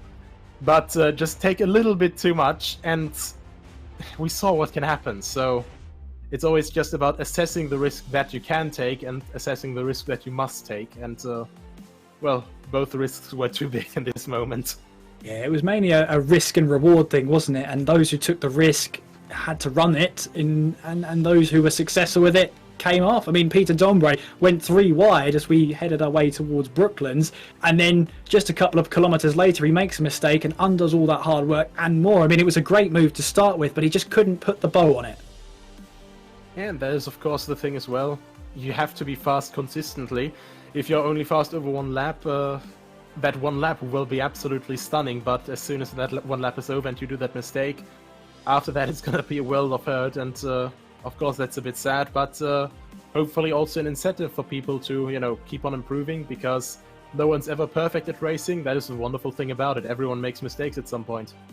Absolutely. Couldn't put it better myself. And if you've enjoyed that action, make sure you head over to worldproracing.com/events, where you can see what events we have up next. If the Mega Sprint Tuesday sounds like something that you want to try, or Tuesday the 4th of May, put it in your diaries at the Hungaroring. That's the next time Mega Sprint Tuesdays is coming up. We've also got the French Special, which is on Saturday. It's an invitation-only event for top French sim racers and streamers. So that'd be very one to watch for sure. So you see some top French talent out there. And the McLaren Showdown Casual Race, that's on Tuesday the 27th of April. And don't forget as well the HyperX Open Series race number 2 at Silverstone, Friday the 7th of May. That is a fully stacked grid there. Prizes on offer for the top 3. So it's a very, very good event. I really do recommend watching them, because there is some top class driving out there. I believe we do have Adrian in the box then. And Adrian, if you can hear us, welcome along. How are you? Oh, I'm good. I'm good. It's a good race today. Let's put it this way. Definitely, we enjoyed it. I think it served the purpose of the format we put together, where we saw some actually clean races from the drivers. We're quite happy. Obviously, there were some incidents, but some of them actually were racing incidents, and some of them maybe were a little bit more overboard, but not something so serious. Absolutely. And when it comes to sprint racing, obviously you've brought in this newer penalty system where if an incident happens in the last 5 minutes of the race, it's a penalty for the next race. We saw that happen with one of the race winners today. I mean, how do you think that penalty structure affects the races here today? I think actually it did it did affect, because we saw the drivers actually keeping it clean till the end. Obviously enough taking care for the result for the next race coming up. So I think, yes, this format actually worked. Absolutely. And, how will this affect the races going forward? I mean, we've seen it in Mega Sprint Tuesdays. Is there any intention to bring this sort of system into other races? We need to see, actually, because some races you could keep them with the normal system, you know what I mean? But as these are like 3 short sprint races, I think the system does actually work. Obviously enough in other races and championships, when you're running only one race, you need to stick to the original formats. I will say, Adrian, I don't envy you in the briefing room when you're giving that briefing. Copse Corner being the first corner sounds like my idea of a nightmare, especially with 25, 26 cars on the grid. What are you telling the drivers going into turn 1 there each and every time? Oh, I think we've unfortunately lost him, but... No, I'm here. Oh, okay. Sorry about that. No, actually, yes, it's something that we stress a lot during the briefing, that we say, listen, first of all, no race is won in the first few corners. It's not only a T1, but the first few corners. And obviously, enough to tell them will be obviously watching you closely. And I think it makes sense. It's like it won't ruin their own race, and obviously they don't ruin the race of others, and enjoy the race. At the end of the day, you know what I mean? It's something, apart from being competitive, you need to enjoy yourself and enjoy the rest till the end. Well, Adrian, we hope you've enjoyed yourself in the stewarding box, and it was a pleasure to talk to you, and we will hopefully hear from you and see you in the near future. Yeah, thank you guys, obviously enough for the great commentary, and thanks to all the drivers and our followers here. Thanks. Thank you, Adrian. Enjoy the rest of your evening. And that's our race director there, Adrian Figallo, who was keeping a close eye on proceedings alongside him, George Muscat, as well in the stewarding booth. And they had a bit to do tonight, not as much as a sprint racing series, which have you believe, but they were busy enough. Yeah, I'd say so for sure. Especially just overall, let's say it like this, sprint racing, I think I was a bit over dramatic in the end with my assessment, so to say. So, we had it a lot cleaner, but we had it very clean as well, but I think we still had the hard racing that I thought we would have, just with, people being more risk aware, so to say. And it was very nice to watch. We had a lot of fun battles, and I can't wait for the next race. Absolutely, and the next race of Mega Sprint Tuesdays, as we've already said, is the Hungaroring. That'll be on the 4th of May. There are slots available. If you fancy your arm, if you fancy your chances, why don't you head over to the website, worldproracing.com, sign yourself up, whether it's your first race or you're a seasoned pro. There's no harm in having a look and seeing what takes your fancy out there. And we have a couple of, I believe we have an interviewee in our commentary box here. It's the 2-time race winner of this event so far, Reese Spence Robb. Reese, can you hear us? I've got you. Reese, well, congratulations on your 2 race wins today. My question, first of all, is for race number 1, where towards the end there we had that contact in the last 5 minutes. You won the race, 5-second penalty added to your next one. I mean, mix of emotions surely then in the end of race 1 and the start of race 2. Oh, absolutely. Unfortunately, just towards the end of race 1, I think there was a little bit of contact, and unfortunately, when it comes down to the end of these races, and obviously with them only being sprint races, everything's on the line, and I think it was just a combination of just the McLaren braking a little bit too early and me braking a little bit too late, and the closing speed was a bit too much for me to judge. It nothing intentional, but it's not obviously a way that I wanted to win the race, but yeah, just had to try and hang on in the second race and try and build that gap with the 5-second penalty, but tried to make the most of it, and it was a bit more damage limitation there in the second race. And then let's come on to your third, because I don't think anybody can take that victory away from you. It was a great move for what was at the time second place, and then we had the spin there from Shanetsky, which then handed you the race victory. And again, you built that lead. No one could take that away from you. Yeah, I think I got past Banny on the first corner, and me and him are actually teammates in the SimGrid Sprint Cup, so I know his style very well, so we were able to race each other quite hard, and yeah, it was just a case of trying to get past the McLaren again, and it was just the point where I had to try and fake a move and just dive down the inside and hope that he was going to leave me the space. I don't think there was another way. I'd been stuck behind him for nearly 3 races at that point, but yeah, obviously it's unfortunate for the Ferrari spinning. And because he was really quick, I don't think I would have been able to catch him at all. So yeah, shame for him. But yeah, I thought I drove quite well on that one. I didn't expect coming into this weekend. I didn't expect anything of my pace. I was just going to see where I was on the grid. But yeah, I surprised myself with the first race win, especially. Well, it's with the 2 race wins, you now find yourself at the top of the standings. How do you feel about that? Oh, that's amazing. I mean, this is only, I think, my 5th event coming into esports after coming over to ACC. So, yeah, it's just really, really positive, and yeah, I just can't wait to get into the next one. Obviously, it's early days at the moment, but yeah, we're in really good spirits going into the next one. Well, congratulations, Reese. You're now leading Mega Sprint Tuesdays. The floor is yours for any shout-outs, any sponsors you'd like to thank. Just the Team Odyssey. I think there were quite a few of us on the grid tonight, but yeah, just all the guys. We always work so hard, and getting working on the setups and just everything to do with that team is brilliant. So a big shout out to them. They were behind most of it tonight. I have to say, it was a team victory more than anything.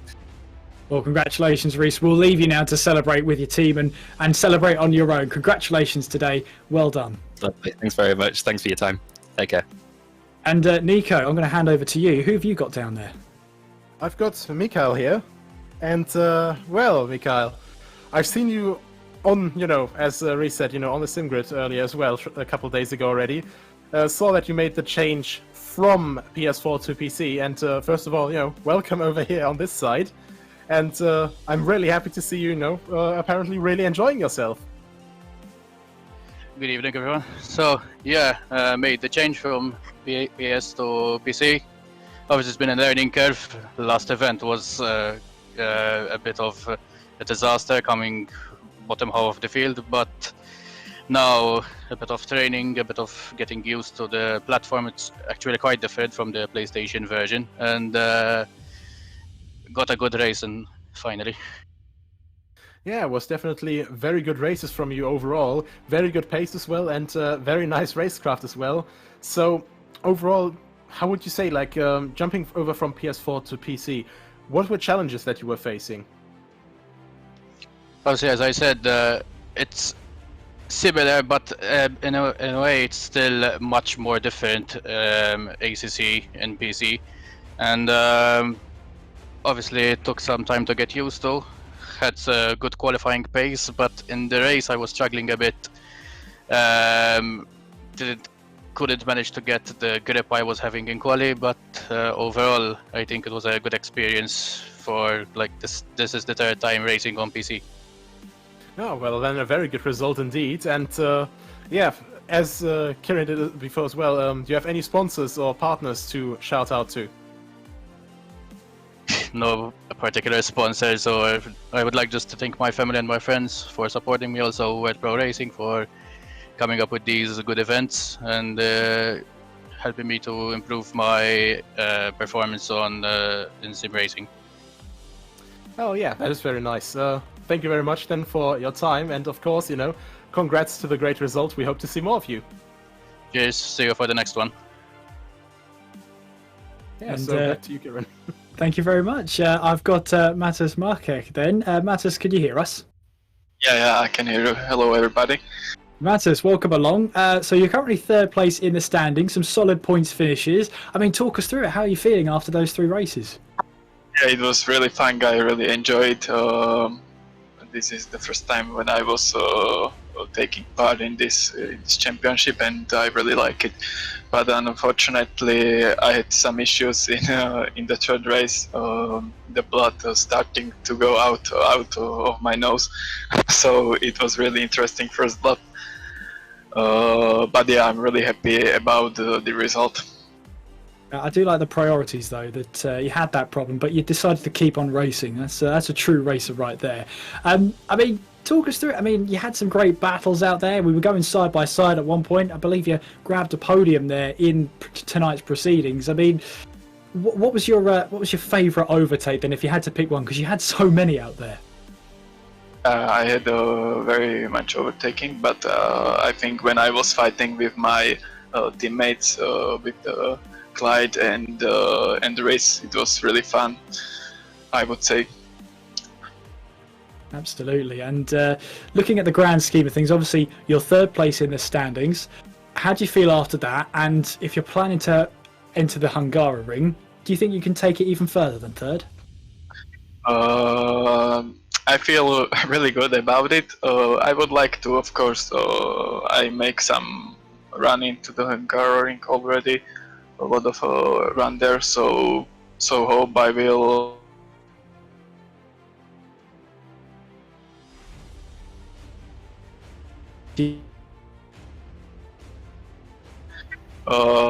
No, I don't have, but I'm trying to looking for someone, but to be honest, I need to grow up a little bit, so. Well, it's great to talk to you, Mattis. Congratulations on your result today, third place in the standings. We look forward to talking with you again soon. It was really great. Thank you. See you later. And Nico, three drivers were clearly very happy with tonight's proceedings, and all having slightly varying different forms of luck, different forms of ability, different forms of results, and even a nosebleed to throw in at the end of it there as well. A whole lot happened in this race, and we didn't even see everything that happened. Yeah, and I think that's just one of the things that's the only negative about racing. You know, you can't always see what else is going on other than the stuff on the camera, because you always have only limited viewing angles. But yeah, I mean, tonight was plenty to show already why I love racing, you know? Everyone just fighting completely up to the maximum of their ability, up to the maximum of, you know, how fast they could go and how much the car could handle, and still being respectful towards each other. And, you know, just watching that really gets my blood boiling as a racer myself. Absolutely, and we hope you've enjoyed the action as well here at World Pro Racing Mega Sprint Tuesdays. And of course, if you want to see more racing action, make sure, if you're watching on YouTube or on Twitch, make sure you like, subscribe, follow, do all of that so you make sure you don't miss any action ever again here at World Pro Racing. And if you're watching on ESTV, Motorsport TV, TVM Sport, we hope to see you again very, very soon. Don't forget as well, just been announced today, Season 3 of the ACC Sprint Series, rule changes, as well as a mix-up of a calendar. We've got Laguna Seca, Imola, Kyalami, Monza, and then the season finale at Bathurst. €500 prize pool as well. If that takes your fancy, then the opening of that will be in the next few days, I'm sure. But make sure you head over to worldproracing.com/events for the rundown of all of the available events that are there for you. And of course, a big thank you to our sponsors as well in Gaming Malta, AMD, HyperX, GT Omega Racing, and Thrustmaster here at World Pro Racing. Myself, Kieran McGinley, and Nico Hillebrand, it's been a pleasure to bring these race proceedings to you, and we hope to see you again very, very soon. In the meantime, take care of yourselves and have a very good evening. Good night.